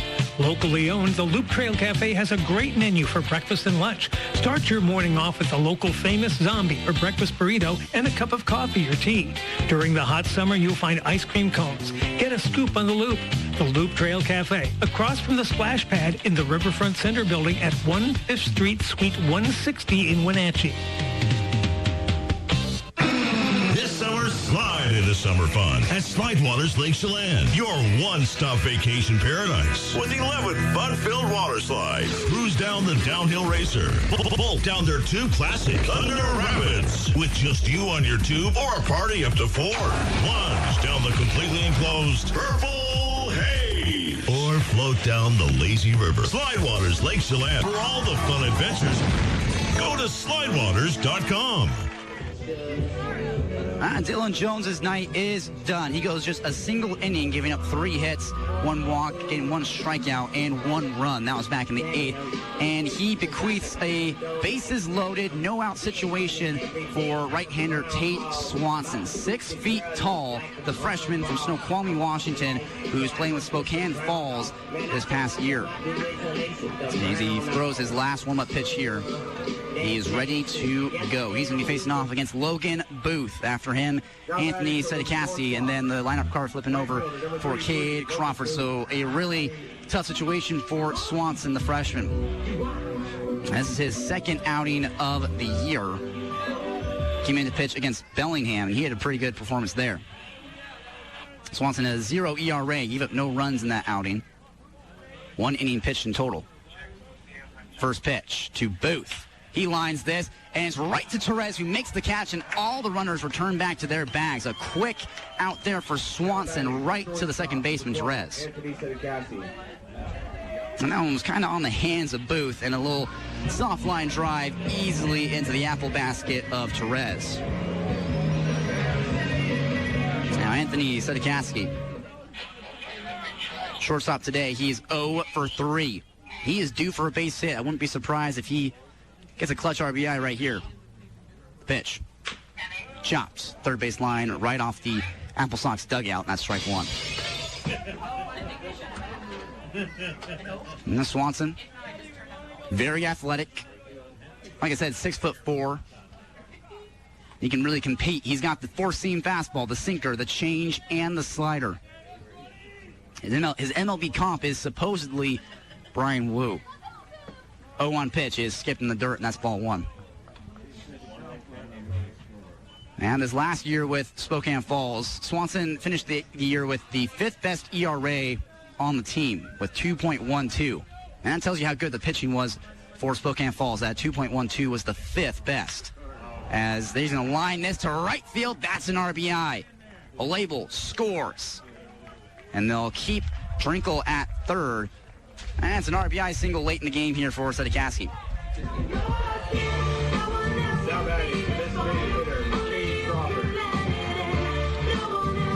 Top of the order now for the NorthPaws. Cade Crawford, 1 out and an 8-2 Wenatchee AppleSox lead. They are up by 6, but again, anything can happen. It's college baseball. Crazy things happen here. First pitch to Crawford. Swanson, long hold. Here it is. And that's low, kind of picked off the backhand of Coupland for ball 1. So yeah, Tate Swanson, 2.12 ERA, 11 appearances with the Sasquatches, no starts, so all relief, as is this outing right here, his 2nd relief outing of the year. This is grounded hard up the middle. Brass has it, flips to Torres. The out there, they don't have a play to first. It scores a run, and it's 8-3. This is kind of exactly what Swanson needs right now. Yes, he just gave up 2 runs, neither of which are yours. Both of those are Dylan Jones's runs. But, again, you have a 7-run cushion that's now shrunk to a 5-run cushion as Swanson delivers the first pitch to Dugdale, I should say, and that's a strike down the middle. So you have quite a large cushion. You just need to get something in play that your defense can take care of, as they do right there. Don't get the double play, but take anything you can get. 0-1 count. Here's the pitch from Swanson, and that's low for a ball. 2 outs here in the 9th. Wenatchee leads 8-3. A win here gives them the series win and sets them up for a series sweep tomorrow. They won the series against Bellingham a few days ago, and they want back-to-back series wins. Can they get it? That's top of the zone, and that's a ball. And Coupland was asking to check down, but they don't. And going to make it a 2-1 count on Dugdale. He had a RBI double last inning to tally the first run of the game for the NorthPaws. 2-1. That clips the corner for strike 2, and Dugdale didn't like it. He's kind of shaking his head a little bit as he'll climb back in. AppleSox, 1 out away from a series win over Kamloops. Swanson, can he get it done? The pitch. Slapped to right field, and it's a fair ball over the head of Landon White. 1 run scores. They're going to wave Mitchell around to third base. He's in there standing. I should say Seti Cassie, actually. He's in the third. And now it's 8-4. The Wenatchee lead shrinking by the minutes. Now batting, the first baseman, number 29, Brock Granger.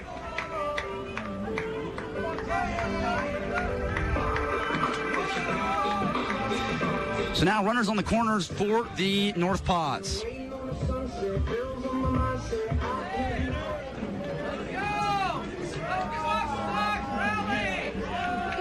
Swanson facing off against Granger. The pitch. And that's inside. Misses it for a ball. Swanson doesn't like it at all. You can see he kind of visibly irritated by that. Again, the AppleSox just 1 out away from a series win. They can get it right here. A ground ball, something in play, could end it. Swanson, the pitch. Outside corner, strike 1. 1-1 the count. 2 outs and 2 runners on the corners. That's Seti Cassie at third, Dugdale at first. Here's the pitch. Outside, that's a ball. And I should say it's Crawford at third. Seti Cassie at... Seti Cassie came around to score. Crawford is at third. And Dugdale at first with that RBI single just a second ago. 8-4 the score here. Wenatchee leads in the top of the 9th. 1 out away from a series win. The pitch. High and outside, ball 3. 3-1 the count on Granger, the starting first baseman today. He is 2 for 3 so far today. He's been swinging a real great bats. And let's see if he can't come up clutch again. Something to the outfield grass would score a run. And Swanson's going to pick off to first. Landon White just will get it back to him quickly. 3-1 count. 2 outs. 2 runners on. Wenatchee, their lead disintegrating every second. Swanson set from the belly button. 3-1 pitch. On his hands, fouled back to the net. Full count. 3-2 with 2 outs and 2 runners on. AppleSox up by 4 runs. They want the series win. They want to win this game right here, and they want to get a series sweep tomorrow. AppleSox sit atop the West Coast League North Division at the moment, and they want to extend that lead in the division. The payoff pitch from Swanson. Inside, ball 4, bases loaded again. And the AppleSox just can't seem to get out of this inning and end the game. Just keeps eluding them. So with 2 outs and the bases loaded, it's Tate Martin, the second baseman. Third baseman. And when you think about it, this actually shakes out pretty well for the AppleSox. You have an out at any base. You just need 1 out and you win this game 8-4. Swung on, missed. A half swing from Martin, and he knew it. He's a little disappointed with himself, and his at-bat starts to strike. 0-1. Swanson. If he gets a ground ball here, the game is over.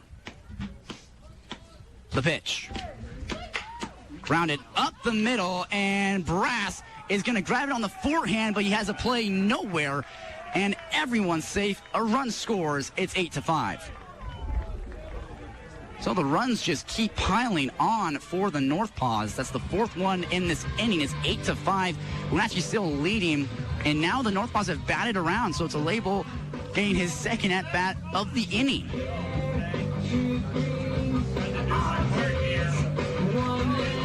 And here comes the pitching coach, Quincy Vassar, for Wenatchee. He's going to go talk to Swanson, make sure everything is okay. And again, Swanson put into a really tough spot and asked to perform. And they're talking things over. Hey, let's talk about something. 250 years ago, the spark was lit and a new America was forged in the flames. From the New America Performing Arts Center and Jamie Donegan Productions, Hot August Nights features Tony Award-winning Best Musical 1776, July 31st through August 15th at the New America Performing Arts Center. Tickets for 1776 now on sale at numericapac.org. So Swanson is done.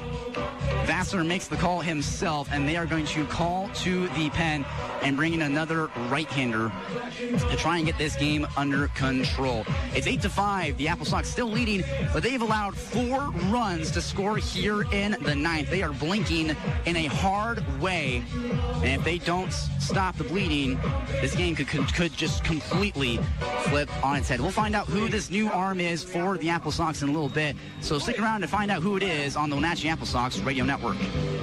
Getting bored with the white walls in your house? Let Exterior Solutions and Alexandria Moldings brighten up your interior. Available in various sizes, Alexandria Moldings lends to great project ideas. Use them to build up beautiful moldings, design wall and ceiling panels, and practical shelves. They can also revive your staircases to their natural shine. Exterior Solutions can help you find just what you need. Alexandria Moldings at Exterior Solutions, 151st Street Southeast in East Wenatchee. Jeff is back from the Country Inn Family Restaurant. You have prime rib on Friday and Saturday. Always Friday and Saturday. He's tired of barbecuing. Come on out and let me do the cooking. We got slow roasted prime rib served up Friday and Saturday night. I start serving it around 3:30, 4 o'clock until we run out. And remember, if you're hungry like me early in the morning, guess who's open up for breakfast 7 days a week? Down here at the Country Inn. Off Valley Mall Parkway in East Wenatchee, the Country Inn Family Restaurant. How long have you been in business? Going on over 40 years, since 1975. Thanks, Jeff. Hey, Dave, you take care. What makes us so unique in the community is our pledge to generosity and excellence. At the heart of the Moeller family and our dedicated staff lies an unwavering dedication to the well-being of our community. We are proud of our role as a local family-owned funeral service provider. For us, it's not just about conducting funeral services, it's about extending a hand of compassion and support through life's most challenging moments. We stand ready to walk with you through these difficult times at your pace, caring for and supporting you each step of the way. Brookside Funeral Home, where compassion meets commitment. Well, you'd think that 7 runs would be enough to coast to a win, but not in the West Coast League and not here in Wenatchee. The NorthPaws have tagged 4 runs already in the inning. It's 8-5. Wenatchee still leading with 2 outs here in the ninth, and now they're going to call to the pen and bring in Clint Beck, the right-hander from Weatherford Junior College. He's facing a label, gained his second at-bat of the inning, and the pitch from Beck is grounded over to Ahu at third. He can't make a play on it. It gets past him in the left field, and that'll score another run. RBI single for a label. What is happening here in the ninth? The game just continuing to slip out of the fingers of the AppleSox. 5 runs have scored in this frame alone. So it's 8-6. Wenatchee up by 2. I said it last night, I'll say it again. This team has a flair for the dramatic, and they're doing it again tonight. And as Sterkel steps out, and the NorthPaws dugout getting real hyped up. They want to see this game turn on its head. Beck, the righty, he lifts and he delivers, and that's outside for a ball. Kind of has that submarine, more sidearm delivery. Now Beck he's out of Lake Belton, Texas. So, again, a long way from home. A couple guys from Weatherford Junior College here on this roster. 1-0 pitch to Sterkel. That's outside for a ball. Now, this past year with Weatherford, Beck got 20 games of action, no starts, so all relief for him. Finished the year with a 6.75 ERA. 2-0 pitch from Beck. And that's inside past his toes for ball 3. So a walk here would bring home a run. and make it 8-7. So you got to hope that Clint Beck just throws a strike here. You'd think it'd be easy. You'd think that you just got to throw a strike, and here's the 3-0. That's ball 4. It's 8-7. The Sox leading by 1. To put this in perspective, the Sox had an 8-1 lead just about 15 minutes ago. And that has since just disappeared into the night, and it's 8-7. This is crazy would be the word I would use, I guess. Next pitch is on the inside edge, and that's a strike to Mitchell. Now, Mitchell, earlier in this inning, was hit by a pitch on the helmet and allowed him to come home to score. 0-1 pitch from Beck. And that's fouled off straight back and out of play. So 0-2 the count. And for another time, the NorthPaws are down to their last strike. 0-2, 2 outs. Beck. They want to get the series win right here and win it by a run.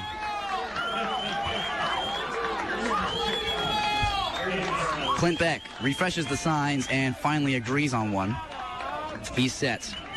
0-2 count. To win the series.